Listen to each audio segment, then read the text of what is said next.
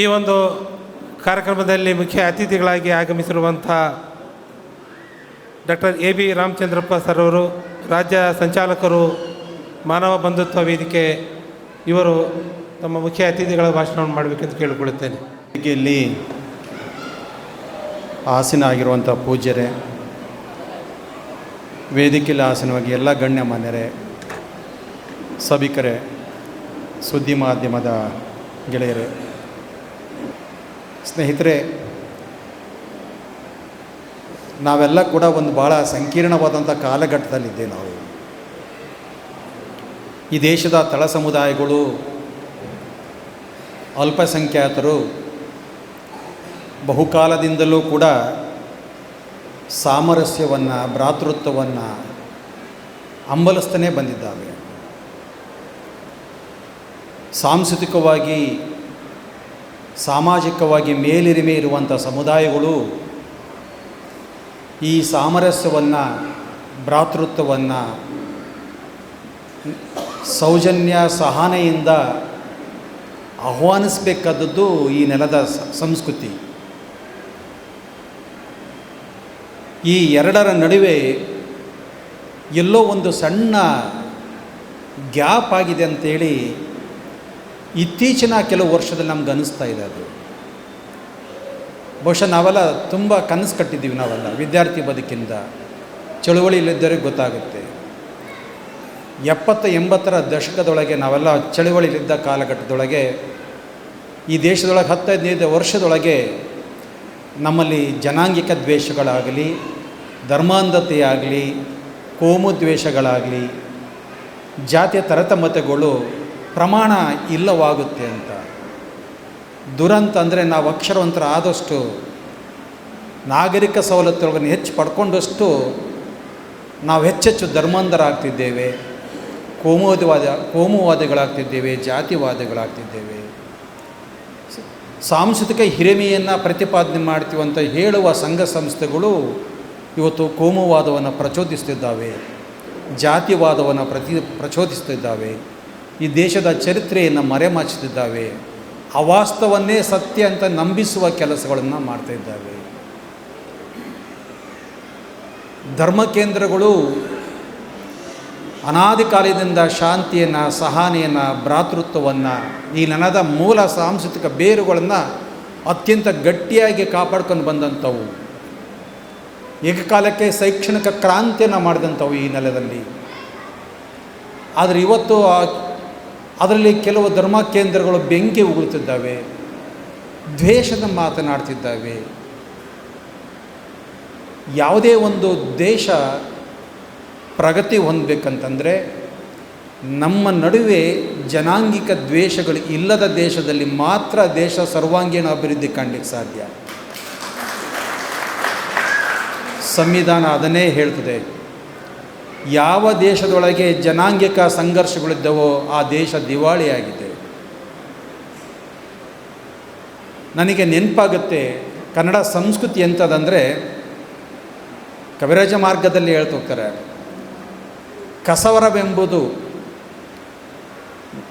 ನೆರೆ ಸೈರಿಸಲಾರ್ಪಡೆ ಪರಧರ್ಮಂ ಪರವಿಚಾರಂ ಅಂತೇಳಿ. ಅಂದರೆ ಕಸವರ ಅಂದರೆ ಬಂಗಾರ. ಯಾವುದು ಬಂಗಾರ ಅಂದರೆ ಅನ್ಯರ ವಿಚಾರವನ್ನು, ಅನ್ಯ ಧರ್ಮವನ್ನು, ಅನ್ಯ ಸಂಸ್ಕೃತಿಯನ್ನು ನಾವು ಸಹಿಷ್ಣುತೆಯಿಂದ ನೋಡುವುದೇ ನಿಜವಾದಂಥ ಬಂಗಾರ ಅಂತಂತೇಳಿ. ಅದು ಈ ನೆಲದ ಸಂಸ್ಕೃತಿ. ಅದು ಇಂಥ ಹೊತ್ತಿನೊಳಗೆ ಇವತ್ತು ಜಾತಿ ಸಂಘರ್ಷಗಳು, ಧರ್ಮ ಸಂಘರ್ಷಗಳು ಉಂಟಾಗ್ತಿದ್ದಾವೆ. ಯಾರು ಈ ದೇಶಕ್ಕೋಸ್ಕರ ನಿರಂತರ ಹೋರಾಡಿದರೋ, ಈ ದೇಶದ ಸಮಗ್ರತೆಯನ್ನು ಕಾಪಾಡಲಿಕ್ಕೆ ಹೋರಾಡಿದರು, ಅವರನ್ನು ನಾವು ಇವತ್ತು ದೇಶದ್ರೋಹಿಗಳನ್ನಾಗಿ ನೋಡ್ತಿದ್ದೀವಿ. ನಾವು ಯಾರು ದೇಶದ ಪರವಾಗಿ ಎಲ್ಲ ಕಾಲದಲ್ಲಿ ನಿಲ್ಲದವರನ್ನ ಇವತ್ತು ನಾವು ದೇಶ ಪ್ರೇಮಿಗಳಂತ ಬಿಂಬಿಸ್ತಾ ಇದ್ದೇವೆ, ಇದನ್ನು ನಂಬಿಸ್ತೇವೆ. ನಾವಿಷ್ಟು ಜನ, ಇದು ಜಮಾತೆ ಇಸ್ಲಾಮಿಯ ಒಂದು ವೇದಿಕೆ. ಸ್ವಾಮೀಜಿಯವರು ಬಂದಿದ್ದಾರೆ, ನನ್ನಂಥವ್ರು ಬಂದಿದ್ದೇವೆ, ಅನೇಕ ಹಿಂದೂಗಳಿದ್ದಾರೆ, ಕ್ರೈಸ್ತರು ಇದ್ದಾರೆ ಈ ವೇದಿಕೆಯಲ್ಲಿ. ಇದೇ ನಿಜವಾದಂಥ ಭಾರತ.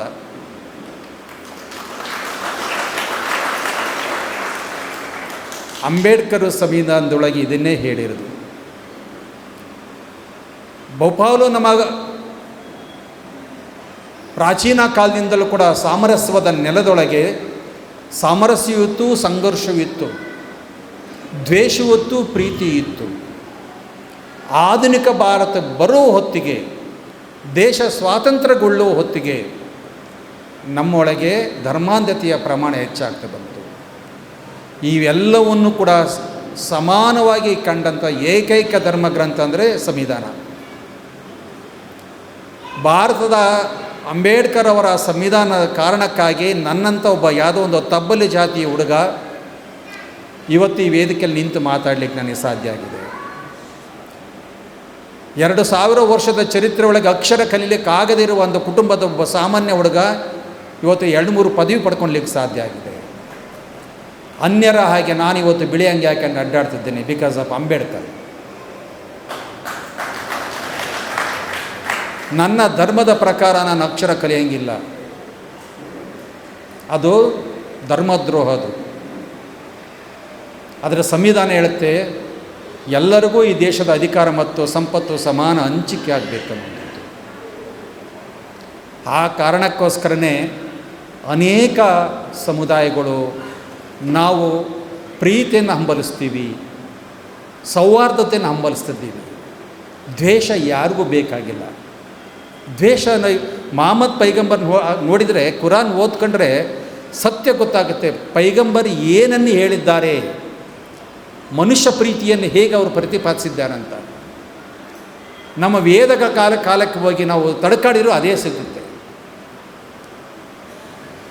ಎಲ್ಲ ಧರ್ಮಗಳು ಅದನ್ನೇ ಹೇಳ್ತವೆ. ಈ ನಡುವೆ ನಾವು ಸಂಘರ್ಷಗಳಿಗೆ ಒಳಗಾಗಿದ್ದೇವೆ. ನನಗೆ ನನ್ನ ಬಾಲ್ಯದ ದಿನ ನೆನಪಾಗುತ್ತೆ ಸ್ನೇಹಿತರೆ. ನನ್ನ ಹಳ್ಳಿಯೊಳಗೆ ಮುಸ್ಲಿಮ್ ಇದ್ದಾರೆ, ಲಿಂಗಾಯತರು ಇದ್ದಾರೆ, ನಾಯಕರಿದ್ದಾರೆ, ವಡ್ಡರು ಇದ್ದಾರೆ, ಇನ್ನು ಅಕ್ಕಾರ್ ಜಾತಿ ಇದ್ದೇವೆ. ನಮ್ಮ ಪಕ್ಕ ಸಾಬ್ರಿದ್ದಾರೆ, ಸಾಬ್ರ ಪಕ್ಕ ನಾಯಕರಿದ್ದೀವಿ. ಅಲಾವಿ ಹಬ್ಬ ಬಂತಂದರೆ ನಮ್ಮ ಮನೆ ಒಳಗೆ ಜಲ್ಲೆಗಟ್ಟಲೆ ಚೊಂಗಿ. ಮುಸ್ಲಿಮರ ಮನೆಗೆ ಚೊಂಗಿ ಖಾಲಿ ಆಗೋವು, ಆದರೆ ನಮ್ಮ ಮನೆ ಖಾಲಿ ಆಗ್ತಿರಲಿಲ್ಲ, ಅಷ್ಟು ಚೊಂಗಿ ನಮ್ಮ ಮನೆ ಬರೋವು. ಯುಗಾದಿ ಹಬ್ಬ ಬಂತಂದರೆ ನಮಗೆ ಸಂಕಟ, ಯಾಕಂದರೆ ಎಲ್ಲ ಮುಸ್ಲಿಮರ ಮನೆಗೆ ಹೋಳಿಗೆ ಆಡ್ಬೇಕು. ಪ್ರತಿ ಮನೆಗೂ ಕೂಡ ತಟ್ಟೆಗೆ ಹೋಳಿಗೆ ಹಾಕ್ಕೊಂಡು ಮುಚ್ಕೊಂಡು 100 ಮನೆಗೆ ನಾವು ಹೋಳಿಗೆ ಕೊಡಬೇಕಿತ್ತು. ನಾನು ಹೋದಾಗ ಅಯ್ಯೋ ನೀನು ಬಸಂತನ ಮಗನ ಅಂತ ತಲೆ ಮೇಲೆ ಕೈ ಆಡಿಸಿ ಅಜ್ಜಿ ಅಂದರು. ನಮ್ಮನ್ನು ಕಾಣ್ತಿದ್ದ ಪ್ರೀತಿ, ನಮಗೆ ಆದರ ಮಾಡ್ತಿದ್ದ ಪ್ರೀತಿ ಇವತ್ತು ನಮ್ಮೂರಾಗಿಲ್ಲ. ಗಣಪತಿ ಹಬ್ಬದ ಕಾರಣಕ್ಕೆ, ಇನ್ಯಾವುದೋ ಕಾರಣಕ್ಕಾಗಿ ಹಿಂದೂ ಮುಸ್ಲಿಂ ನಡುವೆ ಸಂಘರ್ಷಗಳುಂಟಾಗಿದ್ದಾವೆ. ಯಾಕೆ ಈ ದ್ವೇಷ? ಯಾರಿಗೆ ಬೇಕು ಈ ದ್ವೇಷ? ಯಾವ ಧರ್ಮ ಇದನ್ನು ಪ್ರತಿಪಾದಿಸುತ್ತೆ? ಯಾವ ಕಾರಣಕ್ಕೋಸ್ಕರ ನಾವು ಈ ಕಲುಷಿತ ಫಸಲನ್ನು ಬೆಳೆಯಕೊಂಡಿದ್ದೀವಿ? ನಾವು ಯಾರಿಗೂ ಬೇಕಾಗಿಲ್ಲ ಸ್ನೇಹಿತರೆ. ನಾವು ಸೌಹಾರ್ದತೆಯ ಪರ ಇರುವಂಥರು, ಶಾಂತಿಯ ಪರ ಇರೋರು. ಪೈಗಂಬರೂ ನನ್ನೊಳಗಿದ್ದಾನೆ, ರಾಮನೂ ಇದ್ದಾನೆ, ಕೃಷ್ಣನೂ ಇದ್ದಾನೆ, ಈಶನೂ ಇದ್ದಾನೆ, ಯೇಸು ಇದ್ದಾನೆ. ಯಾವ ಮನುಷ್ಯ ಎಲ್ಲ ಧರ್ಮದ ಗೋಡೆಗಳನ್ನು ಕೆಡವಿ ಮುಂದೆ ಸಾಗಬಲ್ಲನೋ ಆತ ಮಾತ್ರ ಪ್ರಜಾಪ್ರಭುತ್ವದ ದೇಶ ಕಟ್ಟಲಿಕ್ಕೆ ಮಾತ್ರ ಅರ್ಹ. ಅವರು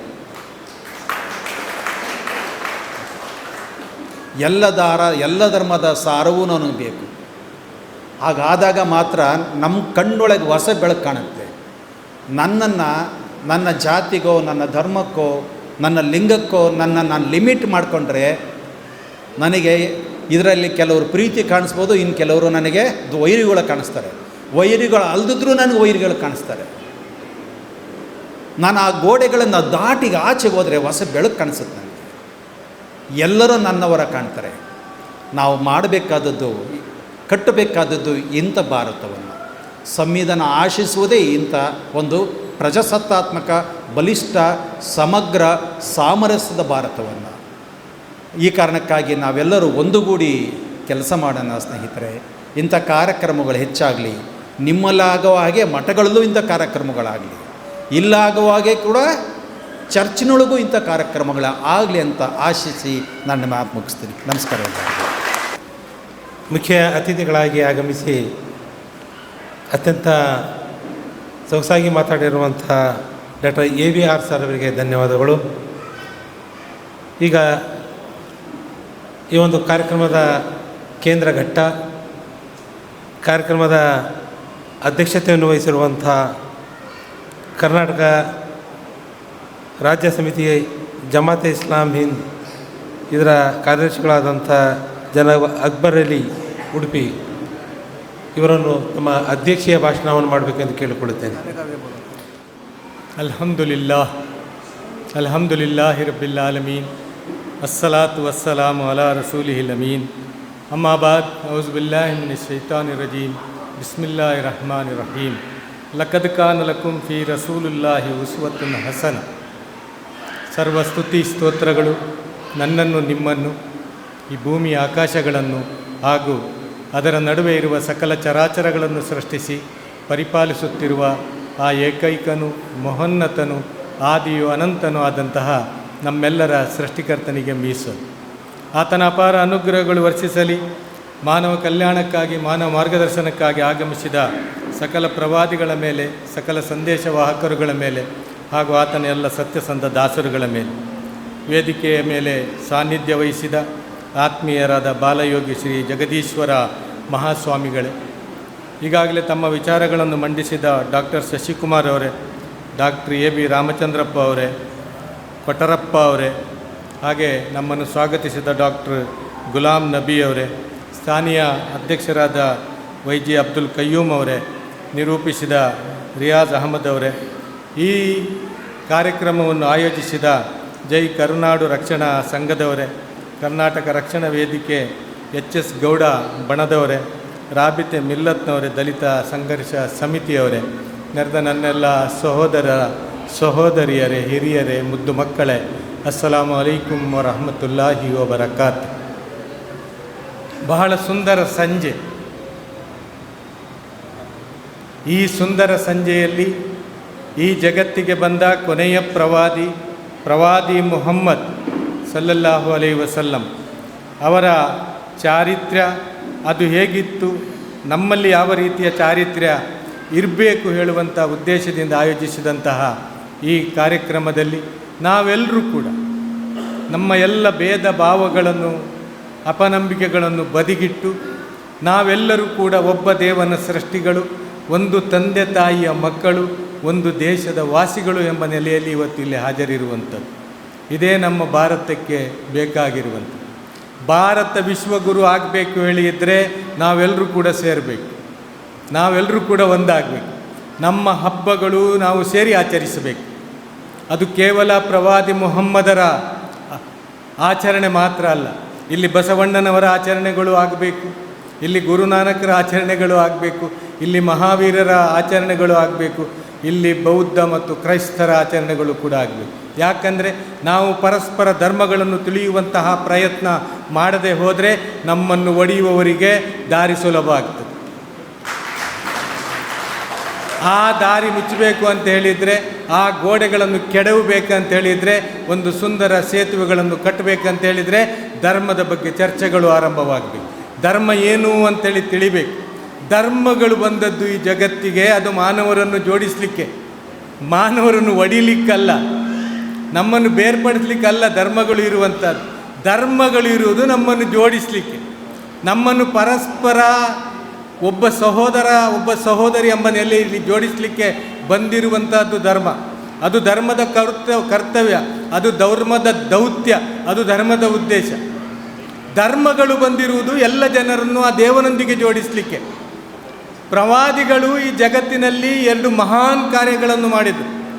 ಆ ಮಹಾನ್ ಕಾರ್ಯಗಳಲ್ಲಿ ಒಂದು ಕಾರ್ಯ ಅವರದ್ದು ಹರಿಹಂಚಾಗಿ ಹೋಗಿದ್ದ, ಪರಸ್ಪರ ಬೇರೆಯಾಗಿದ್ದ, ಪರಸ್ಪರ ಶತ್ರುಗಳಾಗಿದ್ದ ಜನಾಂಗಗಳನ್ನು ಒಂದು ಕಡೆ ತಂದು ಸೇರಿಸಿ, ನೀವು ಒಬ್ಬ ದೇವನ ಸೃಷ್ಟಿಗಳು, ನೀವು ಒಂದು ತಂದೆ ತಾಯಿಯ ಮಕ್ಕಳು ಎಂಬ ಪಾಠವನ್ನು ಅವರಿಗೆ ಬೋಧಿಸಿದರು.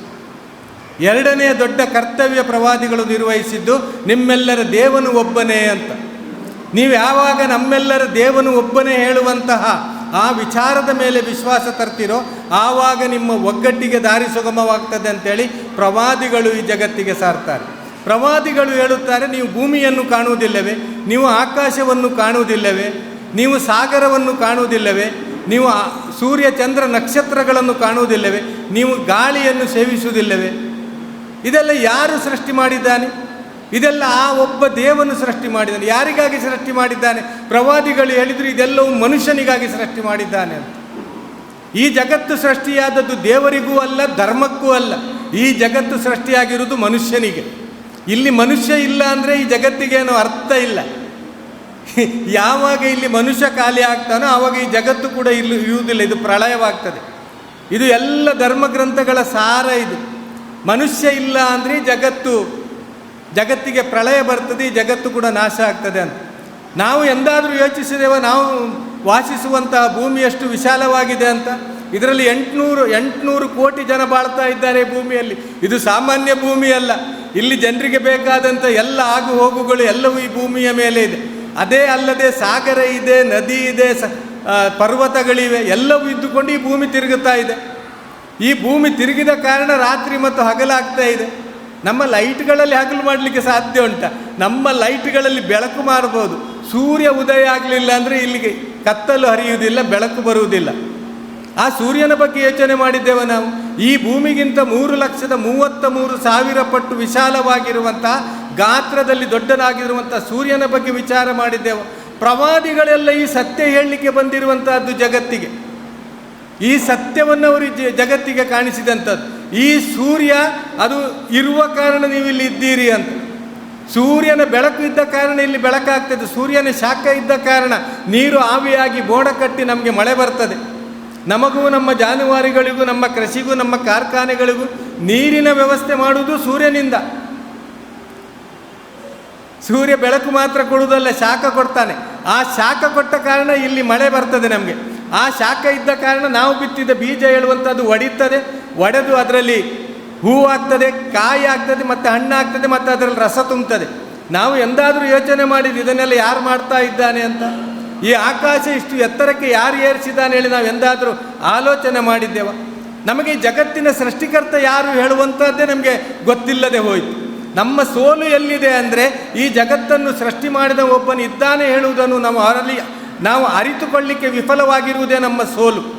ಯಾವಾಗ ನಾವು ಇದನ್ನು ಅರಿಯುತ್ತೇವೆಯೋ ಆವಾಗ ನಾವು ಎಲ್ಲರೂ ಕೂಡ ಗೆಲ್ಲಲಿಕ್ಕೆ ಸಾಧ್ಯತೆಗಳುಂಟು. ಆದ್ದರಿಂದ ಪ್ರವಾದಿಗಳು ಹೇಳುತ್ತಾರೆ, ನೀವು ನಿಮ್ಮ ದೇವನನ್ನು ಅರಿಯಿರಿ ಅಂತ, ನಿಮ್ಮ ಸೃಷ್ಟಿಕರ್ತನನ್ನು ಅರಿಯಿರಿ ಅಂತ. ಅವ ಒಬ್ಬನೇ ದೇವನು, ಅವರ ಹೊರತು ಬೇರೆ ಯಾರು ದೇವರಿಲ್ಲ ಅಂತ ಪ್ರವಾದಿ ಮೊಹಮ್ಮದ್ರು ಈ ಜಗತ್ತಿಗೆ ಸಾರ್ತಾರೆ. ಯಾರು ನಿಮ್ಮನ್ನು ಸೃಷ್ಟಿ ಮಾಡಿದ್ದಾನೋ ಅವನು ದೇವರು, ನೀವು ಸೃಷ್ಟಿ ಮಾಡಿದ್ದು ದೇವರಾಗುವುದಕ್ಕೆ ಸಾಧ್ಯ ಇಲ್ಲ ಅಂತ ಪ್ರವಾದಿಗಳು ಸಾರಿದ್ದು. ಅಷ್ಟು ಮಾತ್ರ ಅಲ್ಲ, ಪ್ರವಾದಿಗಳು ಹೇಳುತ್ತಾರೆ, ದೇವನು ಮಾಡಿದ ಸೃಷ್ಟಿಯೂ ಕೂಡ ದೇವರಲ್ಲ ಅಂತ. ಅವು ಸೃಷ್ಟಿಗಳು ಮಾತ್ರ. ಮತ್ತು ದೇವರು ಯಾವುದನ್ನೆಲ್ಲ ಸೃಷ್ಟಿ ಮಾಡಿದ್ದಾನೋ ಈ ಮನುಷ್ಯರಿಗಾಗಿ ಅದೆಲ್ಲವೂ ಕೂಡ ದೇವನ ಮುಂದೆ ಶಿರಬಾಗುತ್ತದೆ ಅಂತೇಳಿ ಪ್ರವಾದಿಗಳು ಸಾರಿದ್ದು. ಅದು ಸೂರ್ಯ ಇರಲಿ, ಚಂದ್ರ ಇರಲಿ, ನಕ್ಷತ್ರಗಳಿರಲಿ, ಗ್ರಹಗಳಿರಲಿ, ಈ ಸಾಗರ ಇರಲಿ, ಪರ್ವತಗಳಿರಲಿ, ನದಿಗಳಿರಲಿ, ಭೂಮಿ ಇರಲಿ, ಇದೆಲ್ಲವೂ ಕೂಡ ದೇವನ ಮುಂದೆ ಸಾಷ್ಟಾಂಗವೆರಗುತ್ತವೆ ಮತ್ತು ಒಬ್ಬ ದೇವನ ಸಾಕ್ಷಿ ನೀಡುತ್ತದೆ ಅಂತೇಳಿ ಪ್ರವಾದಿಗಳು ಹೇಳ್ತಾರೆ. ಅದೇ ರೀತಿ ನಮ್ಮ ಹುಟ್ಟಿನ ಬಗ್ಗೆ ನಾವೆಂದಾದರೂ ಆಲೋಚನೆ ಮಾಡಿದ್ದೇವೆ? ನಮ್ಮನ್ನು ಯಾವ ರೀತಿ ಆ ದೇವನು ಸೃಷ್ಟಿ ಮಾಡಿದ್ದೇನೆ ಅಂತ? ನಾವು ಒಂದು ಜನ್ಮದಿಂದ ಈ ಜನ್ಮಕ್ಕೆ ಬಂದವರಲ್ವ? 9 ತಿಂಗಳು 9 ದಿವಸ 9 ಗಳಿಗೆ ಮಾತೆಯರ ಉದರದಲ್ಲಿದ್ದೇವಲ್ಲ ನಾವು ಅದನ್ನೆಂದಾದರೂ ಯೋಚನೆ ಮಾಡಿದ್ದೇವೆ? ಅಲ್ಲಿ ಯಾರಿಗೆ ಗಂಡು ಬೇಕು ಅವರಿಗೆ ಗಂಡು, ಯಾರಿಗೆ ಹೆಣ್ಣು ಬೇಕು ಅವರಿಗೆ ಹೆಣ್ಣು, ಯಾರಿಗೆ ಗಂಡು ಮತ್ತು ಹೆಣ್ಣು 2 ಬೇಕು ಅವು 2, ಯಾರಿಗೆ ಏನೂ ಇಲ್ಲ ಅಂತೇಳಿ ಅವ ನಿರ್ಧಾರ ಮಾಡಿದರೆ ಯಾರಿಗೂ ಕೊಡುವ ತಾಕತ್ತಿಲ್ಲ. ಯಾರು ನಮ್ಮನ್ನು ಸೃಷ್ಟಿ ಮಾಡಿದ್ದು? ತಂದೆ ತಾಯಿ ಸೃಷ್ಟಿ ಮಾಡಿದ್ದಲ್ಲ. ತಂದೆಯ ಕಾರ್ಯಕ್ಷೇತ್ರ ಎಷ್ಟು ಅಂದರೆ, ಯಾವ ರೀತಿ ರೈತ ಒಬ್ಬ ಬೇಸಾಯಕ್ಕಾಗಿ ಬೀಜವನ್ನು ಬಿತ್ತಿದ್ದಾನೋ ಅಷ್ಟು ಮಾತ್ರ ತಂದೆಯ ಕೆಲಸ. ಮತ್ತು ಗಂಡು ಹೆಣ್ಣು ಮಾಡುವಂಥದ್ದು, ಹೆಣ್ಣು ಗಂಡು ಮಾಡುವಂಥದ್ದು, 2 ಕೊಡುವಂಥದ್ದು, 2 ಕೊಡದೇ ಇರುವಂಥದ್ದು ತಂದೆ ಅಥವಾ ತಾಯಿಯ ಕೆಲಸ ಅಲ್ಲ. ಒಬ್ಬ ಮಗು ಹೇಗೆ ಬೆಳೀಬೇಕು, ಯಾವ ರೀತಿ ಅವ ಬೆಳೀಬೇಕು ಹೇಳುವಂಥದ್ದಕ್ಕೂ ಅಲ್ಲಿ ಕೂಡ ತಂದೆ ಮತ್ತು ತಾಯಿಗೆ ಅಥವಾ ವೈದ್ಯಕೀಯ ಲೋಕದಲ್ಲಿ ಏನೂ ಅಧಿಕಾರ ಇಲ್ಲ. ಅಂದರೆ ನಾವ್ಯಾರೂ ಕೂಡ ಇಲ್ಲಿ ಬಂದವರಲ್ಲ. ಸತ್ಯ ಏನು ಅಂದರೆ, ನಾವು ಹೇಳ್ತೇವೆ ನಾವಿಲ್ಲಿಗೆ ಬಂದಿದ್ದೇವೆ ಹೇಳಿ, ನಾವು ಯಾರೂ ಕೂಡ ಇಲ್ಲಿ ಬಂದವರಲ್ಲ, ನಮ್ಮನ್ನು ಇಲ್ಲಿ ಕಳುಹಿಸಲಾಗಿದೆ. ಅಷ್ಟು ಮಾತ್ರ, ನಾವು ಯಾರು ಇಲ್ಲಿಂದ ಹೋಗುವುದಿಲ್ಲ. ಯಾರಾದರೂ ಹೋಗ್ಲಿಕ್ಕೆ ರೆಡಿ ಇದ್ದೀರಾ? ಈಗ ದೇವನ ಪಾದಾರವಿಂದಕ್ಕೆ ಯಾರಾದರೂ ಹೋಗ್ಲಿಕ್ಕೆ ರೆಡಿ ಇದ್ದೇವ? ನಾನು ರೆಡಿ ಇಲ್ಲ. ನನಗೆ ಸ್ವಲ್ಪ ಕಾಲಾವಕಾಶ ಬೇಕು ಅಂತೇಳಿ ಕೇಳ್ತೇನೆ. ನನಗೆ 90-95 ವರ್ಷ 100 ವರ್ಷ ಆದ ನಂತರ ನೀನು ಕರೆದುಕೊಂಡ್ರೆ ಸಾಕು ಹೇಳುವಂಥ ನನ್ನ ಅಭಿಪ್ರಾಯವೂ ಇದೆ. ನಿಮ್ಮ ಅಭಿಪ್ರಾಯವೂ ಅದೇ ಇರುವುದು. ನಾವು ಹೋಗುವುದೂ ಇಲ್ಲ, ನಮ್ಮನ್ನು ಕರೆಸಲಾಗ್ತದೆ. ಅಂದರೆ ನಮ್ಮನ್ನು ಒಬ್ಬ ಇಲ್ಲಿ ಕಳಿಸಿದ್ದಾನೆ ಮತ್ತು ಒಬ್ಬ ನಮ್ಮನ್ನು ಕರೆಸಿಕೊಳ್ತಾನೆ. ನಾವು ಆ ತಾಯಿಯ ಹೊಟ್ಟೆಯಿಂದ ಬಂದವರು ಈ ಜನ್ಮಕ್ಕೆ. ಮತ್ತು ನಮಗೆ ಯಾರು ಉಣ್ಣಿಸಿದವನು, ಯಾರು ಕುಡಿಸಿದವನು, ಯಾರು ಅಲ್ಲಿ ಜೀವಂತವಾಗಿ ಇಟ್ಟವನು, ಯಾರು ಈ ಜಗತ್ತು ಕಾಣುತ್ತಿರುವಂತಹ ಕಣ್ಣನ್ನು ನೀಡಿದವನು, ಯಾರು ಈ ಜಗತ್ತನ್ನು ಕೇಳುವಂತಹ ಕಿವಿಯನ್ನು ನೀಡಿದವನು? ಯಾರು ಈ ಜಗತ್ತಿನೊಂದಿಗೆ ಸಂಭಾಷಣೆ ಮಾಡುವಂಥ ಈ ನಾಲಿಗೆಯನ್ನು ನೀಡಿದವನು? ಯಾರು ಇಲ್ಲಿ ಸಂಚರಿಸಬಹುದಾದಂಥ ಈ ಕೈಕಾಲುಗಳನ್ನು ನೀಡಿದೆವು? ಒಂದು ನಿಮಿಷ ನಾವು ಆಲೋಚನೆ ಮಾಡಿದ್ದೇವ? ಅಥವಾ ಆ ದೇವರೇ ನನಗೆ ಕಳಿಸಿದ್ದಾನೆ ಹೇಳುವಂಥ ಸತ್ಯದ ಅರಿವು ನಮಗಿದೆಯಾ? ಆ ಅರಿವಿನ ಕೊರತೆ ನಮ್ಮ ಸೋಲಿಗೆ ಕಾರಣವಾಗಿದೆ, ನಮ್ಮ ಬಿಕ್ಕಟ್ಟಿಗೆ ಕಾರಣವಾಗಿದೆ. ಅದು ನಾವೆಲ್ಲರೂ ಕೂಡ ಒಂದೇ ಹೇಳುವಾಗ ನಮ್ಮಲ್ಲಿ ಬಿಕ್ಕಟ್ಟು ಬರಲಿಕ್ಕೆ ಸಾಧ್ಯ ಇಲ್ಲ. ನಾವು ದೇವರನ್ನು ಕೂಡ ಹರಿಹಂಚಾಗಿ ಮಾಡಿದ್ದೇವೆ, ನಾವು ಧರ್ಮವನ್ನು ಕೂಡ ಹರಿಹಂಚಾಗಿ ಮಾಡಿದ್ದೇವೆ, ನಾವು ಮಾನವೀಯತೆಯನ್ನೇ ಹರಿಹಂಚಾಗಿ ಮಾಡಿದ್ದೇವೆ. ನಮಗೆಲ್ರಿಗೂ ಹೇಳಲಿಕ್ಕೆ ಸಾಧ್ಯ ಆಗಬೇಕು, ಒಕ್ಕೊರಲಿನಿಂದ ಹೇಳಲಿಕ್ಕೆ ಸಾಧ್ಯ ಆಗಬೇಕು, ನಮ್ಮಲ್ಲಿ ಜಾತಿಗಳಿಲ್ಲ, ನಮ್ಮದು ಒಂದೇ ಜಾತಿ, ಅದು ಮನುಷ್ಯ ಜಾತಿ ಅಂತೇಳಿ ಹೇಳಲಿಕ್ಕೆ ನಮಗೆಲ್ರಿಗೂ ಸಾಧ್ಯ ಆಗಬೇಕು. ನಾನು ಬಹಳ ಗರ್ವದಿಂದ ಹೇಳಬೇಕು, ನನ್ನದು ಮನುಷ್ಯ ಜಾತಿ ಅಂತ. ನನ್ನ ಧರ್ಮ ಯಾವುದು ಕೇಳಿದ್ರೆ ದೇವಧರ್ಮ ನನ್ನ ಧರ್ಮ ಹೇಳಬೇಕು ನಾವು. ಈ ರೀತಿಯಿಂದ ನಾವು ಈ ಸಮಾಜವನ್ನು ಕೊಂಡೊಯ್ಯುತ್ತೇವೆ ಹೇಳಿ. ಆದರೆ ಇಲ್ಲಿ ನಿಜಕ್ಕೂ ಶಾಂತಿ ನೆಮ್ಮದಿಯ ಬದುಕು ಸಾಧ್ಯ ಇದೆ. ಏನು ಬಾರಿ ಬಾರಿ ಬರ್ತೇವ ಇಲ್ಲಿಗೆ? ಇದರಿಗಿಂತ ಮೊದಲು ಬಂದಿದ್ದೇವ ಇಲ್ಲಿಗೆ? ಇದರಿಗಿಂತ ಮೊದಲು ಬರಲೂ ಇಲ್ಲ, ಇದರ ನಂತರ ಬರುವುದೂ ಇಲ್ಲ. ಇದು ಫಸ್ಟ್, ಇದೇ ಲಾಸ್ಟ್. ಆ ಮಧ್ಯೆ ಜಗಳವ, ಆ ಬಗ್ಗೆ ನಮ್ಮಲ್ಲಿ ಭೇದವ, ಆ ಬಗ್ಗೆ ನಮ್ಮಲ್ಲಿ ರಕ್ತ ಹರಿಸಬೇಕಾ? ಈ ಒಂದು ಜೀವನಕ್ಕಾಗಿ, ಕ್ಷಣಿಕ ಜೀವನಕ್ಕಾಗಿ ರಕ್ತ ಹರಿಸಬೇಕಾ? ಈ ಕ್ಷಣಿಕ ಜೀವನಕ್ಕಾಗಿ ಹೊಡೆದಾಟ ಬೇಕಾ? ಸಮಾಜದ ವಿಭಜನೆ ಬೇಕಾ? ಯಾರು ಮಾಡ್ತಾ ಇದ್ದಾರೆ, ಯಾಕೆ ಮಾಡ್ತಾ ಇದ್ದಾರೆ, ಇದನ್ನು ನಾವು ತಿಳಿಯದೆ ಹೋದರೆ, ಇದನ್ನು ನಮ್ಮ ಯುವಕರಿಗೆ ನಾವು ತಿಳಿಸದೆ ಹೋದರೆ, ಏನೋ ಒಂದು ಹಿಡನ್ ಎಜೆಂಡದ ಮೂಲಕ ನಡೀತಾ ಇದೆ ನಮ್ಮನ್ನು ಒಡೆಯುವಂತಹ ಪ್ರಯತ್ನ ಹೇಳುವಂಥದ್ದು ನಾವು ಅರಿಯದೆ ಹೋದರೆ ನಮ್ಮನ್ನು ಇನ್ನೂ ಕೂಡ ಒಡೆಯುತ್ತಾರೆ ಅವರು. ಒಡೆಯುವವರನ್ನು ನಾವು ಗುರುತಿಸಬೇಕಾಗಿದೆ ಪ್ರಥಮತಃ. ಯಾರು ನಮ್ಮನ್ನು ಒಡಿತಾ ಇದ್ದಾರೆ ಅಂಥೇಳಿ. ಸ್ವಾಮೀಜಿ ಹೇಳಿದ್ರಲ್ಲ, ಕತ್ರಿಯ ಕೆಲಸ ಮಾಡೋದಿಲ್ಲ, ಸೂಜಿಯ ಕೆಲಸ ಮಾಡಬೇಕು ಅಂತ. ನಾವೆಲ್ಲರೂ ಸೂಜಿಯ ಕೆಲಸ ಮಾಡಬೇಕು, ನಾವೆಲ್ಲರೂ ಕೂಡ ಹೊಲಿಯುವವರಾಗಬೇಕು, ನಾವೆಲ್ಲರೂ ಕೂಡ. ಎರಡನೇ ವಿಷಯ, ನಮ್ಮ ಸಮಾಜದ ಬಗ್ಗೆ ನಾನು ಒಂದು 5 ನಿಮಿಷ ಬೆಳಕು ಚೆಲ್ಲುತ್ತೇನೆ. ನಾವು ಪ್ರಗತಿ ಬಹಳ ಸಾಧಿಸಿದ್ದೇವೆ, ಆದರೆ ನೈತಿಕ ಅಧಿಪತನದಲ್ಲಿದ್ದೇವೆ ನಾವು. ನೈತಿಕತೆ ನಮ್ಮದು ಬಹಳ ಡೇಂಜರಸ್ ಪೊಸಿಷನಲ್ಲಿದೆ. ನೈತಿಕತೆ ಎಲ್ಲಿಯವರೆಗೆ ನಾವು ಕಳೆದುಕೊಂಡಿದ್ದೇವೆ ಅಂದರೆ, ಒಂದು ಹೆಣ್ಣು ಮಗಳು ನನ್ನ ಮನೆಯಿಂದ ಹೊರಟು ನನ್ನ ಮನೆಗೆ ವಾಪಸ್ಸು ಸುರಕ್ಷಿತಳಾಗಿ ಬರುತ್ತಾಳೆ ಹೇಳುವಂತಹ ಆ ಗ್ಯಾರಂಟಿ ಇವತ್ತು ನಮ್ಮ ಹೆಚ್ಚಿನ ತಂದೆ ತಾಯಿಯರಲ್ಲಿ ಉಳಿದಿಲ್ಲ. ಇವತ್ತು ಇದು ದುರಂತ. 2012ರಲ್ಲಿ ದೆಹಲಿಯಲ್ಲಿ ನಿರ್ಬಳಲ ಮೇಲೆ ಗ್ಯಾಂಗ್ ರೇಪ್ ನಡೆಯಿತು. ಎಷ್ಟು? 2012ರಲ್ಲಿ ನಿರ್ಭಯ ಹೇಳುವಂಥ ಒಂದು ಯುವತಿಯ ಮೇಲೆ ಗ್ಯಾಂಗ್ ರೇಪ್ ನಡೆಯಿತು. ಅಷ್ಟರವರೆಗೆ ಈ ದೇಶದಲ್ಲಿ ಗ್ಯಾಂಗ್ ರೇಪ್ ಅಷ್ಟು ದೊಡ್ಡ ಸುದ್ದಿ ಮಾಡಲಿಲ್ಲ. ನಾವೆಲ್ಲರೂ ಕೂಡ ಕ್ಯಾಂಡಲ್ ಹಿಡ್ಕೊಂಡು ದಾರಿಗಿಳಿದೆವು. ಅದರ ನಂತರ ನಾವು ಇಳಿದದ್ದು ಯಾವಾಗ?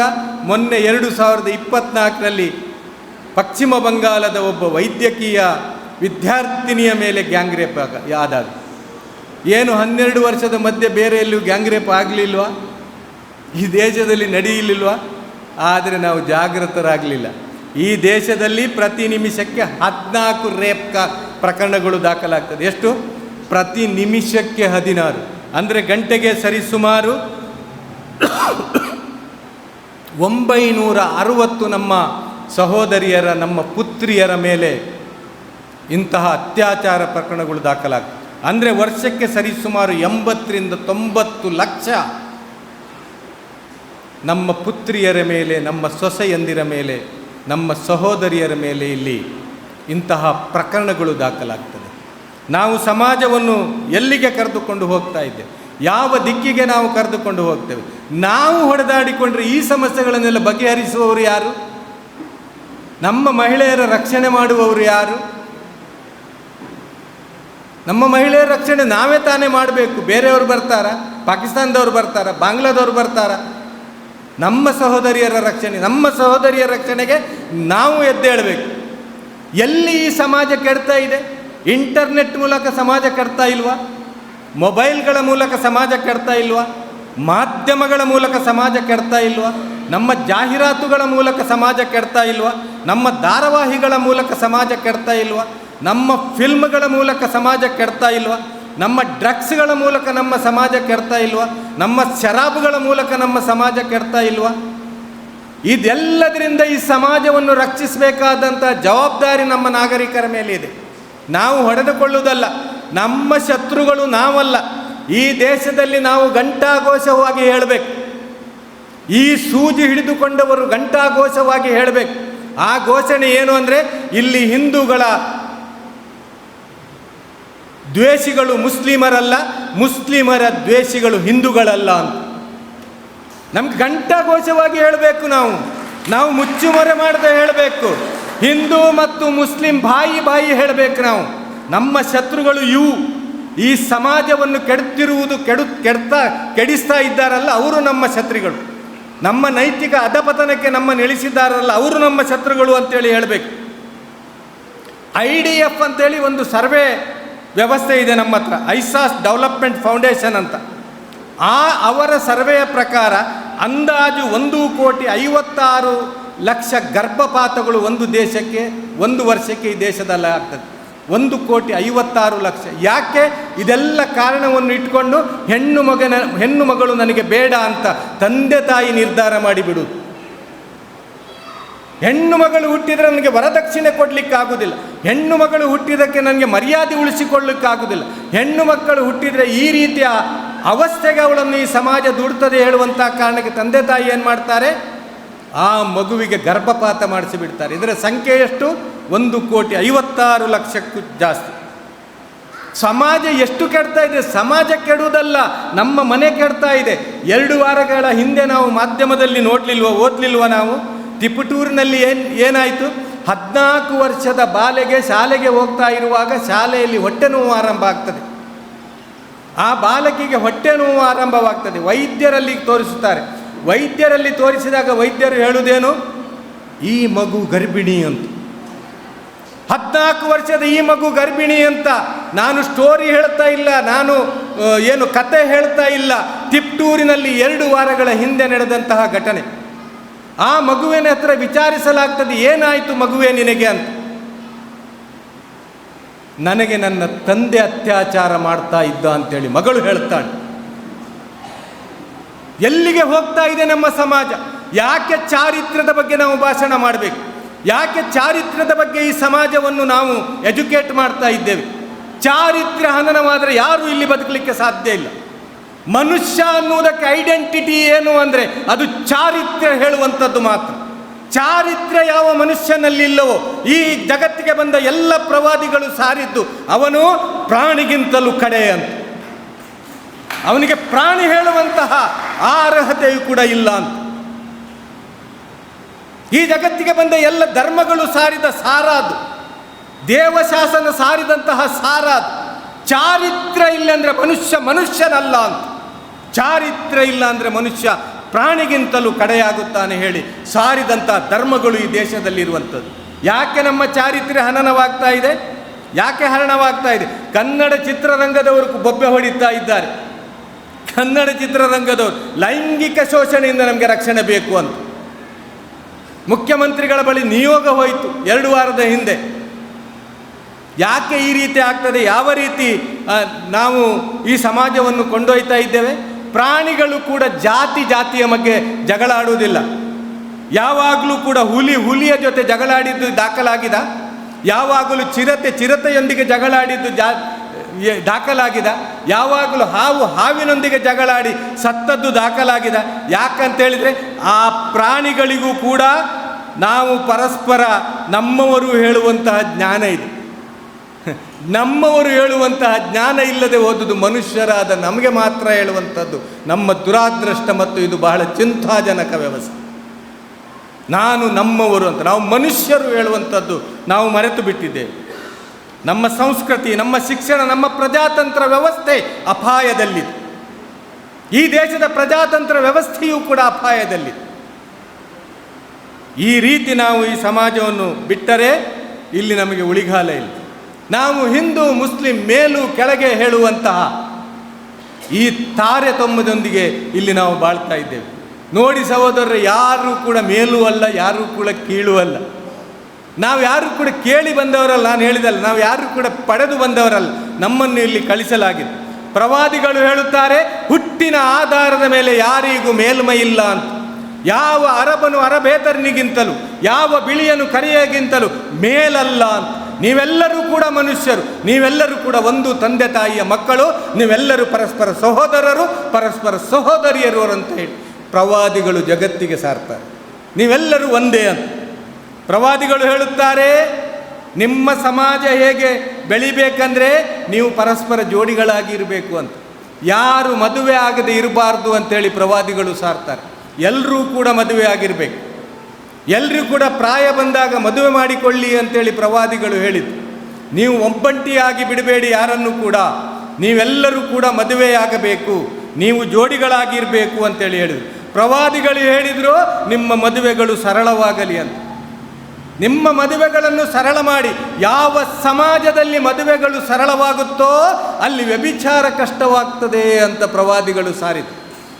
ಎಲ್ಲಿ ಮದುವೆಗಳು ವಿಜೃಂಭಣೆಯಿಂದ ಬಹಳ ಖರ್ಚಿನಿಂದ ನಡೆಯುತ್ತದೆಯೋ ಅಲ್ಲಿ ವ್ಯಭಿಚಾರ ಸುಲಭವಾಗುತ್ತದೆ ಅಂತ. ಮದುವೆ ನೀವು ಸುಲಭಗೊಳಿಸುತ್ತೀರೋ ವ್ಯಭಿಚಾರ ಕಷ್ಟ ಆಗ್ತದೆ, ಮದುವೆಯನ್ನು ನೀವು ಕಷ್ಟಗೊಳಿಸುತ್ತೀರೋ ವ್ಯಭಿಚಾರ ಸುಲಭವಾಗ್ತದೆ ಅಂತ ಪ್ರವಾದಿಗಳು ಸಾರಿದರು. ಆದ್ದರಿಂದ ಮದುವೆಯನ್ನು ಸುಲಭಗೊಳಿಸಬೇಕು. ಪ್ರವಾದಿಗಳು ಹೇಳುತ್ತಾರೆ ವ್ಯಭಿಚಾರ ಮಾಡಬೇಡಿ ಅಂತ ಪ್ರವಾದಿಗಳು ಹೇಳಿದ್ದಲ್ಲ, ಪ್ರವಾದಿಗಳು ಹೇಳಿದ್ದು ವ್ಯಭಿಚಾರದ ಹತ್ತಿರವೂ ಕೂಡ ಸುಳಿಯಬೇಡಿ ಅಂತ. ನಿಮ್ಮ ಕಣ್ಣು ನಿಮ್ಮ ವ್ಯಭಿಚಾರಕ್ಕೆ ದೂಡುತ್ತದೆ, ನಿಮ್ಮ ಕೈಕಾಲುಗಳು ನಿಮ್ಮನ್ನು ವ್ಯಭಿಚಾರಕ್ಕೆ ದೂಡುತ್ತದೆ, ನಿಮ್ಮ ನಾಲಿಗೆ ನಿಮ್ಮನ್ನು ವ್ಯಭಿಚಾರಕ್ಕೆ ದೂಡುತ್ತದೆ, ನಿಮ್ಮ ಅಂಗಾಂಗಗಳು ವ್ಯಭಿಚಾರಕ್ಕೆ ದೂಡುತ್ತದೆ, ಹತ್ತಿರವೂ ಕೂಡ ಸುಳಿಯಬೇಡಿ ಅಂತೇಳಿ ಪ್ರವಾದಿಗಳು ಸಾರ್ತಾರೆ. ಅದೇ ರೀತಿಯಲ್ಲಿ ಪ್ರವಾದಿಗಳು ಹೇಳ್ತಾರೆ ಯಾವ ಮನೆಯಲ್ಲಿ ಮಗಳು ಹುಟ್ಟುತ್ತಾಳೋ ಆ ಮನೆ ಮಂದಿಗೆ ದೇವನ ಕಡೆಯಿಂದ ಶುಭವಾರ್ತೆ ಇದೆ ಅಂತ. ನಾವು ಇವತ್ತು ಏನು ಮಾಡ್ತೇವೆ? ಗರ್ಭಪಾತ ಮಾಡ್ತೇವೆ. ಪ್ರವಾದಿಗಳು ಹೇಳಿದ್ದು ಆ ಮನೆಗೆ ಶುಭವಾರ್ತೆ ಇದೆ ಅಂತ. ಯಾಕೆ ಅಂತ ಹೇಳಿದ್ರೆ ಅವಳೂ ಕೂಡ ದುರ್ಬಳಲು, ಅವಳನ್ನು ಹೆತ್ತವಳೂ ಕೂಡ ದುರ್ಬಳಲು, ಆದ್ದರಿಂದ ದೇವ ಸಹಾಯ ಆ ಮನೆಗೆ ಇಳಿಯುತ್ತದೆ ಅಂತೇಳಿ ಪ್ರವಾದಿಗಳು ಹೇಳುತ್ತಾರೆ. ಪ್ರವಾದಿಗಳು ಹೇಳ್ತಾರೆ ನಿಮಗೆ 3 ಹೆಣ್ಣು ಮಕ್ಕಳು 2 ಹೆಣ್ಣು ಮಕ್ಕಳು, ಕೊನೆಯದಾಗಿ 1 ಮಗಳು ಇದ್ದರೂ ಕೂಡ ಅವಳನ್ನು ನೀವು ಒಳ್ಳೆಯ ರೀತಿಯಿಂದ ಸಾಕಿ ಸಲಹಿ ಶಿಕ್ಷಣ ಕೊಟ್ಟು ಒಳ್ಳೆಯ ಗಂಡನಿಗೆ ಮದುವೆ ಮಾಡಿಕೊಟ್ಟರೆ ನಿಮಗೆ ಸ್ವರ್ಗದ ಸುವಾರ್ತೆ ಇದೆ ಅಂತ ಪ್ರವಾದಿಗಳು ಹೇಳಿದರು. ಪ್ರವಾದಿಗಳು ಗರ್ಭಪಾತ ಮಾಡಿ ಅಂತೇಳಿ ಹೇಳಲಿಲ್ಲ, ಹೆಣ್ಣು ಮಗಳಾದ ತಕ್ಷಣ ಗರ್ಭಪಾತ ಮಾಡಿ ಅಂತೇಳಿ ಹೇಳಲಿಲ್ಲ. ಯಾವ ದೇವನು ನಿಮಗೆ ಉಣ್ಣಿಸುತ್ತಾನೋ ಅವಳಿಗೂ ಕೂಡ ಅದೇ ದೇವನು ಉಣ್ಣಿಸುತ್ತಾನೆ ಹೇಳುವಂಥ ಶಕ್ತಿಯನ್ನು ಸಮಾಜದಲ್ಲಿ ಪ್ರವಾದಿಗಳು ತುಂಬಿದರು. ಪ್ರವಾದಿಗಳು ಹೇಳಿದರು ನಿಮ್ಮ ಕುಟುಂಬ ವ್ಯವಸ್ಥೆ ಭದ್ರವಾಗಿರಬೇಕು ಅಂತ. ನಿಮ್ಮ ಕುಟುಂಬ ವ್ಯವಸ್ಥೆ ಭದ್ರವಾಗಿರಬೇಕು. ನಿಮ್ಮ ಕುಟುಂಬ ವ್ಯವಸ್ಥೆ ಭದ್ರವಾಗಿರಬೇಕಾದ್ರೆ ನೀವು ಗಂಡ ಹೆಂಡತಿ ತುಂಬ ಪ್ರೀತಿಸಬೇಕು ಅಂತ ಪ್ರವಾದಿಗಳು ಹೇಳ್ತಾರೆ. ಗಂಡ ಹೆಂಡತಿ ಅಂದರೆ ನೀವು ಪ್ರೀತಿಸುವವರಾಗಬೇಕು. ಪ್ರವಾದಿಗಳು ಹೇಳುತ್ತಾರೆ ನಿಮ್ಮ ಮನೆ ಪ್ರವೇಶ ಮಾಡ್ತೀರೋ ಮೊದಲು ಮನೆಯವರ ಅನುಮತಿ ಪಡೀರಿ ಅಂತ. ನಿಮ್ಮ ಮನೆಗೆ ಪ್ರವೇಶ ಮಾಡುವಾಗ ಪ್ರವಾದಿಗಳು ಹೇಳಿದ್ರು. ನಾವೇನು ಮಾಡ್ತೇವೆ? ಮನೆ ಪ್ರವೇಶ ಮಾಡುವಾಗ ಪೊಲೀಸ್ ಇನ್ಸ್ಪೆಕ್ಟರ್ ಹೋದಾಗೆ ಹೋಗ್ತಾರೆ. ಯಾರಾದರೂ ಇದ್ದಾರೆ ಡಿಪಾರ್ಟ್ಮೆಂಟ್ನವರು? ಪೊಲೀಸ್ ಇನ್ಸ್ಪೆಕ್ಟರ್ ಆಗಿ ಹೋಗೋದು ನಾವು ಮನೆಗೆ. ಪೊಲೀಸರ ಹತ್ರ ಕೇಳಿ ಅವರು ಹೇಗೆ ಮನೆಗೆ ಹೋಗ್ತಾರೆ ಹೇಳಿ. ಅವರು ಒಂದೋ ತಂದೆಯಾಗಿ ಹೋಗೋದು, ಒಂದೋ ಗಂಡನಾಗಿ ಹೋಗೋದು. ನಾವು ಪೊಲೀಸರಾಗಿ ಹೋಗೋದು ಮನೆಗೆ. ಯಾಕೆ? ಹೊರಗೆ ಎಲ್ಲಿಯೂ ನಡೆಯುವುದಿಲ್ಲ, ಮನೆಯಲ್ಲಿ ಒಂದು ನಡೀತದೆ. ಪಾಪ ಹೆಂಡತಿಗೆ ಮತ್ತು ಮಕ್ಕಳಿಗೆ ಏನು ಹೇಳಿದ್ರು ಕೂಡ ನಡೀತದೆ. ಅದಕ್ಕೆ ಪೊಲೀಸಾಗಿ ಹೋಗೋದು. ಪ್ರವಾದಿಗಳು ಹೇಳಿದರು ಮನೆ ಪ್ರವೇಶಕ್ಕೆ ಮೊದಲು ಅನುಮತಿ ಪಡೆಯಿರಿ ಅಂತ. ಆ ನಂತರ ಪ್ರವಾದಿಗಳು ಹೇಳಿದ್ದು ನೀವು ಮನೆಯವರಿಗೆ ಸಲಾಂ ಮಾಡಿ ಮೊದಲು ಅಂತ. ಅಸ್ಸಲಾಮು ಅಲೈಕುಂ ಅಂತೇಳಿ ಪ್ರವಾದಿಗಳು ಹೇಳಿದರು. ಪ್ರತ್ಯುತ್ತರ ಏನು? ವಾಲೈಕುಮುಸ್ಸಲಾಂ, ಆ ದೇವನ ಶಾಂತಿ ನಿಮ್ಮ ಮೇಲೂ ಇರಲಿ ಅಂತ. ಅಂದರೆ ಮನೆ ಪ್ರವೇಶ ಮಾಡುವಾಗ ಶಾಂತಿ ಇರಲಿ ಅಂತ. ಶಾಂತಿಯೇ ಧರ್ಮ ಅಂತ ಘೋಷಿಸಿದ್ರು ಪ್ರವಾದಿ. ಶಾಂತಿಯೇ ಧರ್ಮ, ಧರ್ಮವೇ ಶಾಂತಿ. ಎಲ್ಲಿ ಧರ್ಮ ಇದೆಯೋ ಅಲ್ಲಿ ಶಾಂತಿ ಇದೆ, ಎಲ್ಲಿ ಶಾಂತಿ ಇದೆಯೋ ಅಲ್ಲಿ ಧರ್ಮ ಇದೆ. ಅಶಾಂತಿ ಅಧರ್ಮ ಅಂತ ಪ್ರವಾದಿಗಳು ಸಾರ್ತಾರೆ. ಅಶಾಂತಿ ಧರ್ಮವಲ್ಲ, ಶಾಂತಿ ಧರ್ಮ. ಆದ್ರಿಂದ ಶಾಂತಿ ಕದಡಬೇಡಿ. ಶಾಂತಿ ಕದಡ್ತೀರೋ ಧರ್ಮ ಕದಡ್ತೀರೋ. ಶಾಂತಿಯೇ ಧರ್ಮ, ಧರ್ಮವೇ ಶಾಂತಿ. ಮನೆ ಪ್ರವೇಶ ಮಾಡುವಾಗ ಸಲಾಂ ಹೇಳಿ. ಪ್ರವಾದಿಗಳು ಹೇಳುತ್ತಾರೆ ನೀವು ಸಲಾಂ ಹೇಳಿ ಸ್ಮೈಲ್ ಮಾಡಿದರೆ ಆಕಾಶದವನು ನಿಮ್ಮನ್ನು ನೋಡಿ ಸ್ಮೈಲ್ ಮಾಡ್ತಾನೆ ಅಂತ. ನಾವೆಲ್ಲ ಹೊರಗಡೆ ಸ್ಮೈಲ್ ಮಾಡ್ತೇವೆ, ಮನೆಯೊಳಗೆ ಹೋಗಿ ಸ್ಮೈಲ್ ಮಾಡುವುದಿಲ್ಲ. ಬೇಜಾರು ಮಾಡ್ಕೊಳ್ಬೇಡಿ. ಒಳ್ಳೆಯವರು ತುಂಬ ಜನ ಇರುವ ಸಮಾಜ ಇದು, ಕೆಟ್ಟವರು ಸ್ವಲ್ಪ ಜನ ಇರುವ ಸಮಾಜ ಇದು. ಪ್ರವಾದಿಗಳು ಹೇಳಿದರು ಮಡದಿಯನ್ನು ಕಂಡು ಗಂಡನನ್ನು ಕಂಡು ಮಡದಿ ಮಾಡಬೇಕು, ಅದರ ಜೊತೆಗೆ ಸ್ಮೈಲ್ ಮಾಡಬೇಕಂತ, ನಗುಬೇಕು ಅಂತ. ಮತ್ತೆ ಪ್ರವಾದಿಗಳು ಹೇಳುತ್ತಾರೆ, ಮಡದಿಗೆ ಹ್ಯಾಂಡ್ ಶೇಕ್ ಮಾಡಿ ಅಂತ. ಮಡದಿಗೆ ಹ್ಯಾಂಡ್ ಶೇಕ್ ಮಾಡಿ ನೀವು, ನಿಮ್ಮ ಪಾಪಗಳು ಈ ಬೆರಳ ತುದಿಯಿಂದ ಇಳಿಯುತ್ತದೆ ಅಂತೇಳಿ ಪ್ರವಾದಿಗಳು ಸರ್. ಯಾಕೆ? ಕುಟುಂಬ ವ್ಯವಸ್ಥೆ ಭದ್ರವಾಗಿರಬೇಕು ಅಂತ. ಯಾವ ದೇಶದಲ್ಲಿ, ಯಾವ ರಾಷ್ಟ್ರದಲ್ಲಿ ಕುಟುಂಬ ವ್ಯವಸ್ಥೆ ಭದ್ರವಾಗಿರುತ್ತೋ ಅಲ್ಲಿ ಸಮಾಜ ಭದ್ರವಾಗಿರುತ್ತೆ. ಯಾವ ದೇಶದ ಸಮಾಜ ಭದ್ರವಾಗಿರುತ್ತದೋ ಆ ದೇಶ ಭದ್ರವಾಗಿರುತ್ತದೆ. ದೇಶದ ಭದ್ರತೆ ಮನೆಯಿಂದ ಆರಂಭವಾಗಬೇಕು ಅಂತೇಳಿ ಪ್ರವಾದಿಗಳು ಕಲಿಸಿಕೊಟ್ಟರು. ದೇಶದ ಭದ್ರತೆ ಮನೆಯಿಂದ ಆರಂಭವಾಗಿ. ನಿಮ್ಮ ಮಡದಿಯನ್ನು ಪ್ರೀತಿಸಿ, ನಿಮ್ಮ ಮಕ್ಕಳನ್ನು ಪ್ರೀತಿಸಿ. ಮನೆಗೆ ಬಂದ ತಕ್ಷಣ ಮೊಬೈಲ್ ಹಿಡ್ಕೊಂಡು ಕೂತ್ಕೊಳ್ಳೋದಲ್ಲ, ಮಕ್ಕಳನ್ನು ಪ್ರೀತಿಸಬೇಕು. ಮಕ್ಕಳನ್ನು ಪ್ರೀತಿಸಬೇಕು. ಮಕ್ಕಳನ್ನು ತಂದೆ ತಾಯಿ ಪ್ರೀತಿಸುವುದಿಲ್ಲ ಅಂದರೆ ಮತ್ತಾರು ಪ್ರೀತಿ ಮಾಡಬೇಕು? ನಿಮ್ಮ ಶೆಡ್ಯೂಲ್ಗಳೆಲ್ಲ ಬ್ಯುಸಿ ಇರ್ಬೋದು, ಬಹಳ ಬ್ಯುಸಿ ಶೆಡ್ಯೂಲ್ ಇರ್ಬೋದು ನಿಮ್ಮದು.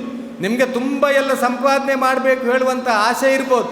ಆದರೆ ನೀವು ಹುಟ್ಟಿಸಿದಂಥ ಮಕ್ಕಳನ್ನು ಮರಿಬೇಡಿ, ಅವರಿಗೂ ಕೂಡ ಹಕ್ಕಿದೆ ಅಂತೇಳಿ ಪ್ರವಾದಿಗಳು ಹೇಳ್ತಾರೆ. ನೀವು ಮನೆಗೆ ಬಂದ ತಕ್ಷಣ ಮೊಬೈಲ್ ಹಿಡ್ಕೊಂಡು ಕೂತ್ಕೊಳ್ಳೋದಲ್ಲ, ಬದಲಾಗಿ ಮಕ್ಕಳೊಟ್ಟಿಗೆ ನೀವು ಮಾತಾಡಬೇಕು ಅಂತ, ಮಕ್ಕಳನ್ನು ಪ್ರೀತಿಸಬೇಕು ಅಂತ ಪ್ರವಾದಿಗಳು ಕಲಿಸಿಕೊಡ್ತಾರೆ. ನಮಾಜ್ ಮಾಡ್ತಾ ಇರುವಾಗ ಪ್ರವಾದಿಯ ತಲೆಯ ಮೇಲೆ, ಭುಜದ ಮೇಲೆ ಮೊಮ್ಮಕ್ಕಳಾದ ಹಸನ್ ಮತ್ತು ಹುಸೇನ್ ಹತ್ತುತ್ತಾರೆ ಇಳಿಯುತ್ತಾರೆ. ಪ್ರವಾದಿಗಳ ಸಂಗಾತಿಗಳು ನೋಡಿದವರು ಹೇಳುತ್ತಾರೆ, ಆ ಮಗಳು ಹತ್ತಿ ಇಳಿಯುವ ತನಕ ಪ್ರವಾದಿಗಳು ಸಾಷ್ಟಾಂಗದಿಂದ ತನ್ನ ತಲೆ ಎತ್ತುತ್ತಾ ಇರಲಿಲ್ಲ ಅಂತ. ಮಕ್ಕಳಿಗೆ ಕೊಟ್ಟ ಗೌರವ ಪ್ರವಾದಿಗಳು. ಮಕ್ಕಳನ್ನು ಸಾಕಿ ಸಲಹಲಿಕ್ಕೆ ಹೇಳಿದಂತಹ ಅಂತಹ ಸಮಾಜ ಕಟ್ಟಿದ ರೂವಾರಿ ಪ್ರವಾದಿಗಳು ಅಂದರು. ಅಂತಹ ಸಮಾಜವನ್ನು ಕಟ್ಟಿದ ಪ್ರವಾದಿಗಳು ಹೇಳುತ್ತಾರೆ, ಅಬು ಹುರೈರಾ ನನಗೆ ದೀರ್ಘ ನಮಾಜ್ ಮಾಡಬೇಕು ಅಂತ ಹೇಳಿ ಆಸೆ ಇದೆ. ಅಬು ಹುರೈರಾ ಅಂತ ಅವರ ಸಂಗಾತಿ ಅಬು ಹುರೈರಾ ಅಂತ, ನನಗೆ ದೀರ್ಘ ನಮಾಜ್ ಮಾಡಿಸಬೇಕು ಅಂತ. ನಮಾಜ್ ಮಾಡಿಸುವವರಿಗೆ ಯಾರು? ದೇವನ ಪ್ರವಾದಿ. ಅವರ ಹಿಂದೆ ಇರುವವರು ಯಾರು? ಅವರ ಸಂಗಾತಿಗಳು. ಅಬು ಹುರೈರಾ ಕೇಳ್ತಾರೆ, ಪ್ರವಾದಿಗಳು ಏನು ತೊಂದರೆ, ನಿಮಗೆ ಮಾಡಿಸ್ಬೋದಲ್ಲ ದೀರ್ಘ? ಇಲ್ಲ ಅಬು ಹುರೈರಾ, ನಾನು ದೀರ್ಘ ನಮಾಜ್ ಮಾಡಿಸುವುದಿಲ್ಲ. ಯಾಕೆ? ನನ್ನ ಹಿಂದೆ ಮಹಿಳೆಯರಿದ್ದಾರೆ, ನನ್ನ ಹಿಂದೆ ಪ್ರಾಯದವರಿದ್ದಾರೆ. ಆ ಮಗು ಅಳುವ ಸುದ್ದಿ ಕೇಳ್ತದೆ, ಆ ತಾಯಿಯ ಹೃದಯದಲ್ಲಿ ಆಗುವ ತಳಮಳಕ್ಕೆ ನಾನು ನನ್ನ ನಮಾಜನ್ನು ಸಂಕ್ಷಿಪ್ತಗೊಳಿಸ್ತೇನೆ ಅಬು ಹುರೈರಾ ಅಂತೇಳಿ ಪ್ರವಾದಿ ಹೇಳುತ್ತಾರೆ. ಒಬ್ಬ ದೇವನ ಪ್ರವಾದಿ ದೇವನ ಹಕ್ಕು ಸಂದಾಯಕ್ಕಾಗಿ ನಮಾಜಿಗೆ ನಿಂತಿದ್ದಾನೆ. ಅವನ ಮುಂದೆ ಸಾಷ್ಟಾಂಗವೆರಗಲಿಕ್ಕಾಗಿ ನಿಂತಿದ್ದಾನೆ. ಆ ದೇವನ ಮುಂದೆ ನಿಂತ ಪ್ರವಾದಿ ಆ ಪ್ರಾರ್ಥನೆಯ ಸಮಯದಲ್ಲಿಯೂ ಕೂಡ ಹೇಳುವುದು, ನಾನು ಮಕ್ಕಳಿಗಾಗಿ, ಮಹಿಳೆಯರಿಗಾಗಿ ನನ್ನ ನಮಾಜನ್ನು ಸಂಕ್ಷಿಪ್ತಗೊಳಿಸ್ತೇನೆ ಅಂತ. ಅಂದರೆ ದೇವರ ಹಕ್ಕು ಇದೆ. ದೇವರ ಹಕ್ಕುಗಳಿಗಿಂತಲೂ ದೇವನ ದಾಸರ ಹಕ್ಕುಗಳಿಗೆ ಉತ್ತೇಜನ ಕೊಟ್ಟಂತಹ ಪ್ರವಾದಿ ಮುಹಮ್ಮದ್. ಆ ಪ್ರವಾದಿ ಜನರಿಗಾಗಿ ಜೀವಿಸಿದಂಥ, ಜನರಿಗಾಗಿ ತನ್ನ ಸರ್ವಸ್ವವನ್ನು ಕಳೆದುಕೊಂಡಂಥ ಪ್ರವಾದಿಗಳು ಹೇಳ್ತಾರೆ, ಕುಟುಂಬ ಸಂಬಂಧ ಕೆಡಿಸಬೇಡಿ ಅಂತ. ನಿಮ್ಮ ಸಹೋದರರ ಮಧ್ಯದ ಸಂಬಂಧ, ನಿಮ್ಮ ಸಹೋದರಿಯರ ಮಧ್ಯದ ಸಂಬಂಧ. ಇವತ್ತು ಕುಟುಂಬಗಳೆಲ್ಲ ನಮಗೆ ನೆನಪಿಲ್ಲ. ಇವತ್ತು ಮೊದಲೊಂದು ಕಾಲ ಇತ್ತು ಸ್ವಾಮೀಜಿಗಳೇ, ನಮಗೆ ಮಾವ ಯಾರು, ಚಿಕ್ಕಪ್ಪ ಯಾರು, ದೊಡ್ಡಪ್ಪ ಯಾರು ಅಲ್ವಾ, ಮಾಮಿ ಯಾರು, ಚಿಕ್ಕಮ್ಮ ಯಾರು, ದೊಡ್ಡಮ್ಮ ಯಾರು, ಇದೆಲ್ಲ ಹೇಳುವಾಗಲೇ ಇದು ಚಿಕ್ಕಪ್ಪನ ಮಗ, ಇದು ದೊಡ್ಡಪ್ಪನ ಮಗ, ಇದು ಮಾವನ ಮಗ, ಹೀಗೆಲ್ಲ ಹೇಳ್ತಿದ್ದೇವೆ ನಾವು. ಈಗ ಒಂದು ಸಂಸ್ಕೃತಿ ಬಂದಿದೆ, ಎಲ್ಲರೂ ಕೂಡ ಆಂಟಿ ಮತ್ತು ಎಲ್ಲರೂ ಕೂಡ ಅಂಕಲ್. ಯಾರು ಚಿಕ್ಕಪ್ಪ ಗೊತ್ತಿಲ್ಲ, ದೊಡ್ಡಪ್ಪ ಗೊತ್ತಿಲ್ಲ, ಮಾವ ಗೊತ್ತಿಲ್ಲ, ಮಾಮಿ ಗೊತ್ತಿಲ್ಲ, ಯಾರು ಅವರ ಮಕ್ಕಳು ಅಂತೇಳಿ ಕೂಡ ಇವತ್ತು ನಾವು ಪರಿಚಯ ಮಾಡಿಸೋದಿಲ್ಲ. ಭಾಳ ಶಾರ್ಟ್, ನಮ್ಮ ಟೈಮ್ ಭಾಳ ಶಾರ್ಟ್, ಪರಿಚಯ ಮಾಡಿಸ್ಲಿಕ್ಕೂ ನಮಗೆ ಟೈಮ್ ಇಲ್ಲ. ಇವ ಚಿಕ್ಕಪ್ಪನ ಮಗ, ಇವ ದೊಡ್ಡಪ್ಪನ ಮಗ ಅಂದರೆ ಆ ತಂದೆಯೊಂದಿಗೆ ಇವನ ಸಂಬಂಧ ಅಂತ ಅದು ಕೇಳಿದ ಕೂಡಲೇ ಆಟೋಮೆಟಿಕ್ಲಿ ಗೊತ್ತಾಗ್ತದೆ. ಇವನ ಮಾವನ ಮಗ ಅಥವಾ ಇದು ನನ್ನ ಮಾಮಿಯ ಮಗ ಅಂದರೆ ಗೊತ್ತಾಯ್ತಾ, ಇದು ತಾಯಿಗೆ ಸಂಬಂಧಪಟ್ಟವರು. ಯಾರಿಗಾದರೂ ಪರಿಚಯ ಮಾಡಿ, ಈಗ ಅದು ಯಾರು, ಅದು ಕಸಿನ್, ಇದು ಯಾರು, ಇದು ಕಸಿನ್, ಇದೆಲ್ಲ ಸತ್ತು ಹೋಯ್ತು, ಅದು ಕಸಿನ್ ಮತ್ತು ಆಂಟಿ, ಎರಡು ಜೀವ ಉಂಟೀಗ. ಈ ಎಲ್ಲ ಸಂಬಂಧಗಳು ನಶಿಸ್ತಾ ಇದೆ. ಪ್ರವಾದಿಗಳು ಹೇಳಿದರು ಇವು ರಕ್ತ ಸಂಬಂಧಗಳು ಅಂತ. ನಾನು ಜೋಡಿಸಿದಂತಹ ಸಂಬಂಧಗಳು ಅದು ರಕ್ತ ಸಂಬಂಧಗಳಾಗಿವೆ. ತಂದೆ ಮತ್ತು ಮಕ್ಕಳ ಸಂಬಂಧ, ಸಹೋದರರ ಸಂಬಂಧ, ಸಹೋದರಿಯರ ಸಂಬಂಧ, ಚಿಕ್ಕಪ್ಪ ದೊಡ್ಡಪ್ಪ ಮಾವನ ಸಂಬಂಧ, ಇವು ರಕ್ತ ಸಂಬಂಧಗಳಾಗಿವೆ. ಇದು ನಾನು ಜೋಡಿಸಿದಂತಹ ಸಂಬಂಧ. ಈ ಸಂಬಂಧವನ್ನು ಯಾರು ಕಡಿಯುತ್ತಾನೋ ಅವನಿಗೆ ಸ್ವರ್ಗ ನಿಷೇಧ ಅಂತ ಪ್ರವಾದಿಗಳು ಸಾರ್ತಾರೆ. ಅವನಿಗೆ ಸ್ವರ್ಗ ನಿಷೇಧ ಅಂತ. ನೀವು ಜೋಡಿಸಿದಂತಹ ಸಂಬಂಧಗಳು ನೀವು ಕಡಿದುಕೊಳ್ಳಬಹುದು, ಬೇರೆ ಸಂಬಂಧಗಳನ್ನು ಆಯ್ಕೆ ಮಾಡಿಕೊಳ್ಬೋದು. ಆದರೆ ದೇವನು ಜೋಡಿಸಿದಂತಹ ಸಂಬಂಧ ಕಡಿಲಿಕ್ಕಿಲ್ಲ ಅಂಥೇಳಿ ಪ್ರವಾದಿಗಳು ಹೇಳ್ತಾರೆ. ಪ್ರವಾದಿಗಳು ಹೇಳುತ್ತಾರೆ, ನೀನು ಸ್ವರ್ಗ ಪ್ರವೇಶ ಮಾಡಬೇಕಾದ್ರೆ ನಿನ್ನ ನೆರೆಮನೆಯ ಸರ್ಟಿಫಿಕೇಟ್ ಬೇಕು ಅಂತ. ನಿನ್ನ ನೆರೆಮನೆಯ, ನಿಮ್ಮ ನೇಬರ್ನ ಸರ್ಟಿಫಿಕೇಟ್ ಬೇಕು. ಮುಸ್ಲಿಮರ ಕಿವಿ ಸ್ವಲ್ಪ ಓಪನ್ ಮಾಡಿ ಕೇಳಿ. ಅದು ನೆರೆಮನೆಯಲ್ಲಿ ಹಿಂದೂ ಇರಲಿ, ಕ್ರೈಸ್ತನಿರಲಿ, ಬೇರೆ ಯಾವ ಜಾತಿ ಗೀತಿ ಹೇಳಿಲ್ಲ. ನೀವು ಜನರನ್ನು ಕ್ಷಮಿಸುವಂತಹ ಗುಣವನ್ನು ಬೆಳೆಸಿಕೊಳ್ಳಿ ಅಂತ. ಎರಡನೆಯ ಮಾತು ಪ್ರವಾದಿಗಳು ಹೇಳಿದ್ದು, ಯಾರನ್ನು ದ್ವೇಷಿಸಬೇಡಿ ಅಂತ. ನೀವು ಯಾರನ್ನೂ ದ್ವೇಷಿಸಬೇಡಿ. ನೀವು ದ್ವೇಷಿಸಿ ಏನೂ ಆಗುವುದಿಲ್ಲ. ಎಷ್ಟರ ತನಕ ಆ ದೇವನು ದ್ವೇಷಿಸುವುದಿಲ್ಲವೋ ಅಷ್ಟರ ತನಕ ಏನೂ ಆಗುವುದಿಲ್ಲ. ನೀವು ಮನುಷ್ಯ ಸಮಾಜದಲ್ಲಿ ದ್ವೇಷಿಸಬೇಡಿ ಅಂತೇಳಿ ಪ್ರವಾದಿಗಳು ಸಾರುತ್ತಾರೆ. ನೀವು ಜನರನ್ನು ಪ್ರೀತಿಸಿ ಅಂತ ಪ್ರವಾದಿಗಳು ಕಲಿಸಿಕೊಡ್ತಾರೆ. ನೀವು ಪ್ರೀತಿಸಿ ಅಂಥೇಳಿ ಕಲಿಸಿಕೊಡ್ತಾರೆ. ಈ ಕಾರಣದಿಂದ ನಾವು ಜೋಡಿಸಬೇಕಾದ್ರೆ ನಮ್ಮ ಹಬ್ಬಗಳನ್ನು ಸೇರಿ ಆಚರಿಸುವಂತೆ ಆಗಬೇಕು. ಅದು ರಂಜಾನ್ ಇರ್ಬೋದು, ಇದು ಈದ್ ಮಿಲಾದ್ ಇರ್ಬೋದು, ಅಥವಾ ದೀಪಾವಳಿ ಇರ್ಬೋದು, ಅಥವಾ ಕ್ರಿಸ್ಮಸ್ ಇರ್ಬೋದು. ನಾವು ಸೇರಿ ಕೂತ್ಕೊಳ್ಳುವ ಒಂದು ಅರ್ಧ ಗಂಟೆ. ಇಷ್ಟು ದೀರ್ಘ ಕೂತ್ಕೊಳ್ಬೇಕಾಗಿಲ್ಲ, ಒಂದು ಅರ್ಧ ಗಂಟೆ ಕೂತ್ಕೊಳ್ಳುವ. ನಮ್ಮ ಹಬ್ಬಗಳ ಬಗ್ಗೆ ನಾವು ತಿಳಿಯುವಂತಹ ಪ್ರಯತ್ನ ಮಾಡಬೇಕು. ಅಲ್ಲಿ ಹೋಗಿ ಪೂಜೆ ಮಾಡಬೇಕಂತ ಹೇಳಿ ಇಲ್ಲ, ಯಾರು ಉಪವಾಸ ಹಿಡಿಬೇಕಂತ ಹೇಳಿಲ್ಲ. ಇಫ್ತಾರ್ ಪಾರ್ಟಿ ಮಾಡಿದರೆ ಎಲ್ಲ ಉಪವಾಸ ಹಿಡಿದುಕೊಂಡು ಬರಬೇಕಾಗಿಲ್ಲ. ನಾವು ಅದನ್ನು ಮುಂದಿಟ್ಟುಕೊಂಡು ಒಂದು ಮಾತಾಡುವ. ಒಂದು 4 ಜನರನ್ನು ಸೇರಿಸಿ, ಸ್ವಾಮೀಜಿಗಳನ್ನು, ಫಾದರ್ಗಳನ್ನು, ಮತ್ತಾರು ಧರ್ಮಗಳು ಗುರುಗಳನ್ನು ನಾವು ಕರೆಸಿ ಮಾತಾಡುವ. ನಾವು ಏನಾದರೂ ಒಳ್ಳೆಯದನ್ನು ನಾವು ಹಮ್ಮಿಕೊಳ್ಳುವ. ಈ ರೀತಿಯಿಂದ ನಮ್ಮ ಸಮಾಜವನ್ನು ಜೋಡಿಸುವಂತಹ ಕೆಲಸ ಮಾಡಬೇಕು. ಯಾಕೆಂದರೆ ನಮ್ಮ ಹಿರಿಯರು ಒಳ್ಳೆಯ ಭಾರತ ನಮಗೆ ಬಿಟ್ಟು ಹೋಗಿತ್ತು. ನಮ್ಮ ಬರುವ ಸಂತತಿಗೆ ಒಳ್ಳೆಯ ಭಾರತವನ್ನು ಬಿಟ್ಟು ಹೋಗಲಿಕ್ಕೆ ನನಗೂ ನಿಮಗೂ ಸಾಧ್ಯ ಆಗಬೇಕು. ಕನ್ನಡದಲ್ಲಿ ಒಂದು ಗಾದೆ ಇದೆ, ತಾಯಿಗೆ ಸುಖ ಇದ್ದರೆ ಗರ್ಭಕ್ಕೆ ಸುಖ ಅಂತ. ಯಾವಾಗ ಈ ದೇಶ ಸುಭಿಕ್ಷೆಯಾಗಿರ್ತದೋ ಆ ದೇಶದ ಜನರು ಕೂಡ ಸುಭಿಕ್ಷಿತರಾಗಿ ಇರ್ತಾರೆ. ಸಹೋದರ ಸಹೋದರಿಯರೇ, ಈ ಜೀವನಕ್ಕೆ ನಾನು ಮತ್ತು ನೀವು ಅಂತ್ಯ ಹಾಡಲೇಬೇಕು. ಕೊನೆಯ ಮಾತು ಅಂದರೆ, ಒಂದು ಜಗತ್ತಿನಿಂದ, ಆ ತಾಯಿಯ ಗರ್ಭದಿಂದ ನಾನು ಮತ್ತು ನೀವು 9 ತಿಂಗಳು ಇದ್ದು ಈ ಜಗತ್ತಿಗೆ ಬಂದಿದ್ದೇವೆ. ಈ ಜಗತ್ತಿನ ನಂತರ ಇನ್ನೊಂದು ಜಗತ್ತಿಗೆ ನನಗೂ ಮತ್ತು ನಿಮಗೆ ಹೋಗಲಿಕ್ಕಿದೆ. ನಮ್ಮ ಹಿರಿಯರು ಎಲ್ಲರೂ ಹೋಗಿದ್ದಾರೆ. ನಮಗೆ ಹೋಗಲಿಕ್ಕೆ ಮನಸ್ಸಿರದೇ ಇರ್ಬೋದು, ಆದರೆ ಆ ಕರೆಯುವವನು ಕರೀತಾ ಇರ್ತಾನೆ. ನಮಗೆಲ್ರಿಗೂ ಹೋಗಬೇಕಾಗಿದೆ. ನಾವು ಬರುವಾಗ ಎಲ್ಲರೂ ಕೂಡ ಅಳುತ್ತಾ ಬಂದವರು. ನಮ್ಮ ಕುಟುಂಬ, ನಮ್ಮ ಸಮಾಜ ನಗುತ್ತಾ ಇತ್ತು. ಈಗ ಹೋಗುವಾಗ ನಮ್ಮ ಸಮಾಜ ಅಳುತ್ತದೆ. ಆವಾಗ ನನಗೂ ನಿಮಗೂ ನಗಲಿಕ್ಕೆ ಸಾಧ್ಯ ಆಗಬೇಕು. ಆ ನಗಲಿಕ್ಕೆ ಯಾವ ಸಾಧ್ಯ ಆಗ್ತದೆ ಅಂದರೆ, ನಾನು ಎಲ್ಲರನ್ನೂ ಕೂಡ ಪ್ರೀತಿಸಿದಾಗ, ಎಲ್ಲರನ್ನೂ ಕೂಡ ಕ್ಷಮಿಸಿ ಬಿಟ್ಟಿರುವಾಗ, ಎಲ್ಲರೊಂದಿಗೂ ಕೂಡ ಕ್ಷಮಿಸಿಕೊಂಡಾಗ ನನಗೆ ನಗಲಿಕ್ಕೆ ಸಾಧ್ಯ ಆಗ್ತದೆ. ಜನರು ಅಳ್ತಾ ಇರಲಿ, ಪರವಾಗಿಲ್ಲ. ಬೆಳಿಗ್ಗೆ ಶರ್ಟಿಗೆ ಬಟನ್ ಹಾಕಿದ್ದೇನೆ, ಈಗ ರಾತ್ರಿ ಬಟನ್ ಕೀಳಬೇಕು. ಅದು ನಾನು ಕೀಳ್ತೇನೋ ಬೇರೆಯವರು ಕೀಳ್ತಾರೋ ನನಗೂ ಗ್ಯಾರಂಟಿ ಇಲ್ಲ, ನಿಮಗೂ ಗ್ಯಾರಂಟಿ ಇಲ್ಲ. ಇವತ್ತು ಬೆಳಿಗ್ಗೆ ತಂಬಿಗೆಯಿಂದ ಸ್ನಾನ ಮಾಡಿ ಹೊರಟಿದ್ದೇನೆ ಬೆಂಗಳೂರಿಂದ. ನಾಳೆ ಮಧ್ಯಾಹ್ನ ಬೆಂಗಳೂರಿಗೆ ತಲುಪಿ ಬದುಕುಳಿದರೆ ಸ್ನಾನ ಮಾಡಬೇಕು ಅಂತ ಇದೆ. ಯಾಕೆ, ಅಭ್ಯಾಸ ಆಗಿಬಿಟ್ಟಿದೆ. ಕರಾವಳಿಯವರು ನಾವು ಪ್ರತಿದಿನ ಸ್ನಾನ ಮಾಡ್ತೀವಿ.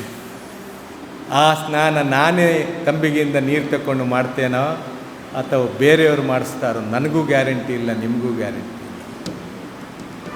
ಗ್ಯಾರಂಟಿ ಇಲ್ಲದಂಥ ಜೀವನದಲ್ಲಿ ನಾನು ಮತ್ತು ನೀವು ಹಾದು ಹೋಗ್ತಾ ಇದ್ದೇವೆ. ಯಾಕೆ ದ್ವೇಷ? ಯಾಕೆ ದ್ವೇಷ? ಯಾಕೆ ಈ ಗಲಭೆ? ಯಾಕೆ ಈ ಒಡೆದ ಮನಸ್ಸುಗಳು? ಯಾಕೆ ಈ ಒಡೆದ ಸಮಾಜ? ಯಾಕೆ ಒಡೆಯುತ್ತಿದ್ದೇವೆ ದೇಶವನ್ನು? ನಾವು ಹಿಂದೂ ಮುಸ್ಲಿಮರನ್ನು ಒಡೆಯುವುದಲ್ಲ, ನಾವು ಈ ದೇಶವನ್ನು ಒಡೆಯುತ್ತಾ ಇದ್ದೇವೆ. ಹಿಂದೂ ಮುಸ್ಲಿಮರನ್ನು ಒಡೆಯುವವರಿಗೆ ಗೊತ್ತಾಗಬೇಕು, ಹಿಂದೂ ಮುಸ್ಲಿಮರನ್ನು ಒಡೆಯುತ್ತಾ ಇರುವುದಲ್ಲ, ದೇಶ ಒಡೆಯುತ್ತಾ ಇದ್ದೇವೆ ಅಂತ. ಹಿಂದೂ ಮುಸ್ಲಿಮರ ಕುತ್ತಿಗೆಗೆ ಕತ್ತಿ ಹಾಕುವುದಲ್ಲ, ಬದಲಾಗಿ ದೇಶದ ಗರ್ಭ ಸೀಳ್ತಾ ಇದ್ದೇವೆ ಹೇಳುವಂಥ ಪ್ರಜ್ಞೆ ನಮ್ಮಲ್ಲಿ ಬೆಳೆಯಬೇಕಾಗಿದೆ. ಈ ಬಂದ ಒಂದು ಜೀವನ, ಆ ದೇವರು ಯಾರು ಅಂತೇಳಿ ಅರಿತುಕೊಳ್ಳುತ್ತಾ, ಮನುಷ್ಯರನ್ನು ಮನುಷ್ಯರಾಗಿ ಪ್ರೀತಿಸಿಕೊಳ್ಳುತ್ತಾ, ನಾನು ನಿನ್ನವನು ನೀನು ನನ್ನವನು ಹೇಳುವಂತಹ ಆ ಭಾವನೆಯಿಂದ ಬದುಕಿದಾಗ ಒಂದು ಸುಂದರ ಸಮಾಜದ ನಿರ್ಮಾಣ ಸಾಧ್ಯ ಇದೆ. ಅದು ಪ್ರವಾದಿಗಳ ಬೋಧನೆಯಲ್ಲಿ ಆ ಎಲ್ಲ ಶಿಕ್ಷಣಗಳು ನಮಗೆ ಸಿಗುತ್ತವೆ. ಆ ಬೋಧನೆಗಳನ್ನು ಈ ಸಮಾಜದಲ್ಲಿ ಹರಡುವುದರ ಮೂಲಕ ಒಂದು ಸುಂದರ ಸಮಾಜಕ್ಕೆ, ಒಂದು ಸುಭದ್ರ ಭಾರತಕ್ಕೆ, ಒಂದು ಅನ್ಯೋನ್ಯವಾದಂತಹ ಪ್ರೀತಿ ಉಳ್ಳಂತಹ ವಿಶ್ವಾಸವುಳ್ಳಂಥ ಎಲ್ಲರನ್ನು ಕೂಡಿ ಬಾಳುವಂತಹ ಒಂದು ದೇಶಕ್ಕೆ ಇಂತಹ ಸಭೆ ಸಮಾರಂಭಗಳು ನಾಂದಿಯಾಗಲಿ, ಅದಕ್ಕೆ ದಾರಿದೀಪವಾಗಲಿ, ಅದಕ್ಕೆ ಮೈಲಿಗಲ್ಲಾಗಲಿ ಅಂಥೇಳಿ ಆಶಿಸುತ್ತಾ ಅವಕಾಶಕ್ಕೆ ಅಭಿನಂದನೆಗಳನ್ನು ಸಲ್ಲಿಸಿ ಮಾತುಗಳನ್ನು ಮುಗಿಸ್ತಾ ಇದ್ದೇನೆ. ಸರ್ವ ಸ್ತುತಿಗಳು, ಸರ್ವ ಸ್ತೋತ್ರಗಳು ಸರ್ವ ಲೋಕಗಳ ಒಡೆಯನಿಗೆ ಮೀಸಲು. ಸಲಾಮ್ ಅಲೈಕುಂ. ಜಮಾತ್ ಇಸ್ಲಾಮಿ ಹಿಂದ್ ಹರಿಹರದ ಘಟಕದ ಅಡಿಯಲ್ಲಿ ನಡೆದಂಥ ಸೀರತ್ ಅಭಿಯಾನ 2024ರ ವಿಚಾರಗೋಷ್ಠಿಯಲ್ಲಿ ಪ್ರವಾದಿ ಮೊಹಮ್ಮದ್ ಸಲ್ಲಲ್ಲಾಹು ಅಲೈಹಿ ವಸಲ್ಲಂ ಮಹಾನ್ ಚಾರಿತ್ರವಂತ ಎನ್ನುವ ವಿಷಯದಡಿಯಲ್ಲಿ ಅಧ್ಯಕ್ಷೀಯ ಭಾಷಣ ಮಾಡುತ್ತಾ ನಮ್ಮನ್ನೆಲ್ಲ ಅತ್ಯಂತ ರೋಮಾಂಚನಗೊಳಿಸಿ ವಿಸ್ಮಯ ಮಾಡಿರುವಂಥ ಜನಾಬ್ ಅಕ್ಬರ್ ಅಲಿ ಸಾಹೇಬ್ರವರಿಗೆ ಇಲ್ಲಿ ಸೇರಿರುವಂಥ ನಮ್ಮೆಲ್ಲ ಸಭಿಕರ ಪರವಾಗಿ ತುಂಬ ಹೃದಯದ ಧನ್ಯವಾದಗಳನ್ನು ಅರ್ಪಿಸುತ್ತೇನೆ. ಅವರಿಗೆ ಜಮಾತೆ ಇಸ್ಲಾಂ ಹಿಂದ್ ವತಿಯಿಂದ ತಾಲೂಕು ಘಟಕದಿಂದ ಅವರಿಗೆ ಒಂದು ಗೌರವಾರ್ಪಣೆಯನ್ನು ಸಲ್ಲಿಸ್ತಾ ಇದ್ದೇವೆ. ಅವರು ಸ್ವೀಕರಿಸಬೇಕೆಂದು ಕೇಳಿಕೊಳ್ಳುತ್ತೇನೆ.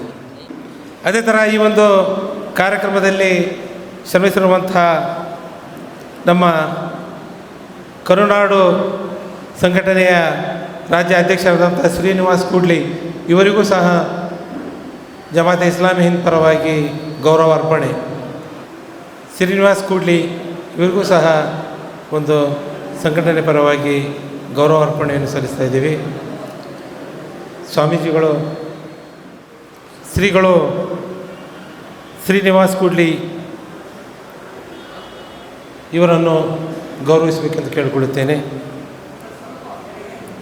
ಜೊತೆಗೆ ಕವಿತಾ ಪೇಟೆಮಠ್ ಕನ್ನಡ ಜಾಗೃತ ವೇದಿಕೆ ರಾಜ್ಯ ಕಾರ್ಯದರ್ಶಿ ಇವರಿಗೂ ಸಹ ಈ ಒಂದು ಶುಭ ಸಂದರ್ಭದಲ್ಲಿ ಗೌರವ ಅರ್ಪಣೆ. ಉಮೆ ಅತಿಯಾ ಮತ್ತು ಇಶ್ರತ್ ಸಬೀನ್ ಇವರು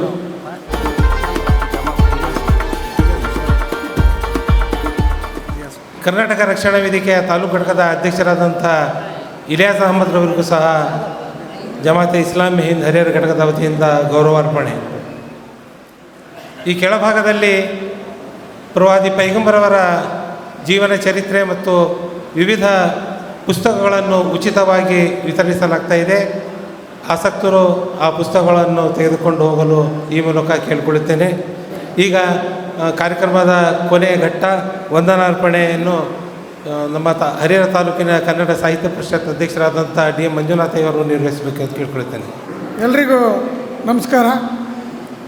ಪ್ರವಾದಿ ಮೊಹಮ್ಮದ್ ಮಹಾನ್ ಚಾರಿತ್ರ್ಯವಂತ ಸೀರತ್ ಅಭಿಯಾನ 2024ರ ವಿಚಾರಗೋಷ್ಠಿ ಮತ್ತು ಆಶೀರ್ವಚನ ಸಮಾರಂಭದ ಸಾನ್ನಿಧ್ಯವನ್ನು ವಹಿಸಿ ಉಪದೇಶಾಮೃತವನ್ನು ನೀಡಿರ್ತಕ್ಕಂಥ ಬಾಲಯೋಗಿ ಪೂಜ್ಯ ಶ್ರೀ ಜಗದೀಶ್ವರ ಮಹಾಸ್ವಾಮಿಗಳು ತಪೋಕ್ಷೇತ್ರ ಪುಣ್ಯಕೋಟಿ ಮಠ ಕುಮಾರಪಟ್ಟಣಂ ಇವರಿಗೆ ಈ ಕಾರ್ಯಕ್ರಮದ ಪರವಾಗಿ ಭಕ್ತಿಪೂರ್ವಕ ಧನ್ಯವಾದಗಳನ್ನು ಸಮರ್ಪಣೆ ಮಾಡ್ತಾರೆ.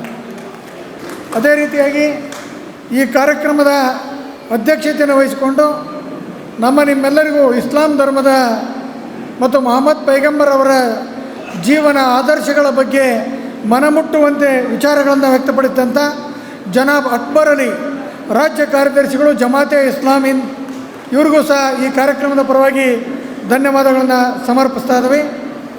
ಈ ಕಾರ್ಯಕ್ರಮದಲ್ಲಿ ಉಪಸ್ಥಿತರಿರ್ತಕ್ಕಂಥ ದಲಿತ ಸಂಘರ್ಷ ಸಮಿತಿಯ ರಾಜ್ಯ ಸಂಚಾಲಕರಾಗಿರ್ತಕ್ಕಂಥ H ಮಲ್ಲೇಶ್ ಅವರಿಗೂ ಸಹ ಈ ಕಾರ್ಯಕ್ರಮದ ಪರವಾಗಿ ತುಂಬ ಹೃದಯದ ಧನ್ಯವಾದಗಳು. ಅದೇ ರೀತಿಯಾಗಿ ಈ ಕಾರ್ಯಕ್ರಮದಲ್ಲಿ ಮುಖ್ಯ ಅತಿಥಿಗಳಾಗಿ ಭಾಗವಹಿಸಿ ಈ ಕಾರ್ಯಕ್ರಮವನ್ನು ಅತ್ಯಂತ ಯಶಸ್ವಿಯಾಗಿ ನೆರವೇರಿಸಿಕೊಟ್ಟಂಥ ಡಾಕ್ಟರ್ ಶಶಿಕುಮಾರ್ ಮೇರ್ವಾಡಿ ಅವರು, ತಪೋವನ ವೈದ್ಯಕೀಯ ಕಾಲೇಜಿನ ಸಂಸ್ಥಾಪಕರು, ಇವ್ರಿಗೂ ಸಹ ಈ ಕಾರ್ಯಕ್ರಮದ ಪರವಾಗಿ ತುಂಬ ಹೃದಯದ ಧನ್ಯವಾದಗಳನ್ನು ಸಮರ್ಪಿಸ್ತಾ ಇದ್ದೀವಿ. ಅದೇ ರೀತಿಯಾಗಿ ಈ ಕಾರ್ಯಕ್ರಮದಲ್ಲಿ ಮುಖ್ಯ ಅತಿಥಿಗಳಾಗಿ ಪಾಲ್ಗೊಂಡು ನಿಮ್ಮೆಲ್ಲರಿಗೂ ಮಾರ್ಗದರ್ಶನ ನೀಡಿದಂಥ ಹಿರಿಯರಾಗಿರ್ತಕ್ಕಂಥ HK ಕೊಟ್ರಪ್ಪ ಸರ್ ಅವರಿಗೂ ಸಹ ಈ ಕಾರ್ಯಕ್ರಮದ ಪರವಾಗಿ ತುಂಬ ಹೃದಯದ ಧನ್ಯವಾದಗಳನ್ನು ಸಮರ್ಪಿಸ್ತಾ ಇದ್ದೀವಿ. ಈ ಕಾರ್ಯಕ್ರಮದ ಪ್ರಾಸ್ತಾವಿಕ ನುಡಿಗಳನ್ನಾಡಿ ನಿಮ್ಮೆಲ್ಲರನ್ನು ಸ್ವಾಗತ ಮಾಡಿದಂಥ ವೈದ್ಯರಾಗಿರ್ತಕ್ಕಂಥ ಡಾಕ್ಟರ್ ಗುಲಾಂ ನಬಿ ಸರ್ ಅವರಿಗೂ ಸಹ ಈ ಕಾರ್ಯಕ್ರಮದ ಪರವಾಗಿ ತುಂಬ ಹೃದಯದ ಧನ್ಯವಾದಗಳನ್ನು ಸಮರ್ಪಣೆ ಮಾಡ್ತಾ ಇದ್ದೀವಿ. ಅದೇ ರೀತಿಯಾಗಿ ಈ ಕಾರ್ಯಕ್ರಮದಲ್ಲಿ ಉಪಸ್ಥಿತರಿರ್ತಕ್ಕಂಥ ಹಿರಿಯರು, ತಾಲೂಕ್ ಪಂಚಾಯತಿಯ ಮಾಜಿ ಅಧ್ಯಕ್ಷರಾಗಿರ್ತಕ್ಕಂಥ TJ ಮುರುಗೇಶಣ್ಣನವರಿಗೂ ಸಹ ಈ ಕಾರ್ಯಕ್ರಮದ ಪರವಾಗಿ ತುಂಬ ಹೃದಯದ ಧನ್ಯವಾದಗಳನ್ನು ಸಮರ್ಪಣೆ ನಾವು ಸಮರ್ಪಣೆ ಮಾಡ್ತಾ ಇದ್ದೀವಿ. ಅದೇ ರೀತಿಯಾಗಿ ಈ ಕಾರ್ಯಕ್ರಮದಲ್ಲಿ ಪಾಲ್ಗೊಂಡು ಇರ್ತಕ್ಕಂಥ ನಮ್ಮ ಹರಿಹರ ತಾಲೂಕು ಕುರುಬ ಸಮಾಜದ ಅಧ್ಯಕ್ಷರಾಗಿರ್ತಕ್ಕಂಥ ರಾಜಶೇಖರ್ ಸರ್ ಅವರಿಗೂ ಸಹ ಧನ್ಯವಾದಗಳನ್ನು ಸಮರ್ಪಣೆ ಮಾಡ್ತಾ ಇದ್ದೀವಿ. ಜಮಾತೆ ಇಸ್ಲಾಮೀನ್ ಜೈ ಕರ್ನಾಟಕ ರಕ್ಷಣಾ ಸಂಘ, ಕರ್ನಾಟಕ ರಕ್ಷಣಾ ವೇದಿಕೆ ಶಿವರಾಮೇಗೌಡ ಬಣ, ರಾಬಿತ್ ಎ ಮಿಲ್ಲತ್ ಸಮಿತಿ, ದಲಿತ ಸಂಘರ್ಷ ಸಮಿತಿಯ ಅಧ್ಯಕ್ಷರು, ಎಲ್ಲ ಪದಾಧಿಕಾರಿಗಳಿಗೂ ಸಹ ಈ ಕಾರ್ಯಕ್ರಮದ ಪರವಾಗಿ ತುಂಬ ಹೃದಯದ ಧನ್ಯವಾದಗಳನ್ನು ಸಮರ್ಪಣೆ ಮಾಡ್ತಾ ಇದ್ದೀವಿ. ಈ ಕಾರ್ಯಕ್ರಮದಲ್ಲಿ ಪಾಲ್ಗೊಂಡಿರ್ತಕ್ಕಂಥ ಪತ್ರಕರ್ತರಿಗೂ, ಆರಕ್ಷಕ ಇಲಾಖೆಯವರಿಗೂ, ಗೌಸ್ಪೀರ್ ಅವರಿಗೂ ಸಹ ಈ ಕಾರ್ಯಕ್ರಮದ ಪರವಾಗಿ ತುಂಬ ಹೃದಯದ ಧನ್ಯವಾದಗಳನ್ನು ಸಮರ್ಪಣೆ ಮಾಡ್ತಾ ಇದ್ದೀವಿ. ಈ ಕಾರ್ಯಕ್ರಮದ ನಿರೂಪಣೆಯನ್ನು ಅತ್ಯಂತ ಅಚ್ಚುಕಟ್ಟಾಗಿ ನೆರವೇರಿಸಿಕೊಟ್ಟಂಥ ನಮ್ಮ ಪರಸ್ಪರ ಬಳಗದ ಸಂಚಾಲಕರಾಗಿರ್ತಕ್ಕಂಥ ಶ್ರೀಯುತ ಎ ರಿಯಾಜ್ ರಹಮದ್ರವರು ಸಹ ನಾವು ಗೌರವ ಸಮರ್ಪಣೆಯನ್ನು ಮಾಡಬೇಕು ಅಂತೇಳಿ ವಿನಂತಿ ಮಾಡ್ತಾ, ಈ ಒಂದು ಕಾರ್ಯಕ್ರಮದಲ್ಲಿ ಪಾಲ್ಗೊಂಡಂಥ ತಮ್ಮೆಲ್ಲರಿಗೂ ಅಭಿನಂದನೆಗಳನ್ನು ಸಲ್ಲಿಸಿ ಕಾರ್ಯಕ್ರಮವನ್ನು ಮುಕ್ತಾಯಗೊಳಿಸ್ತಾ ಇದ್ದೀವಿ. ಜೈ ಹಿಂದ್, ಜೈ ಕರ್ನಾಟಕ.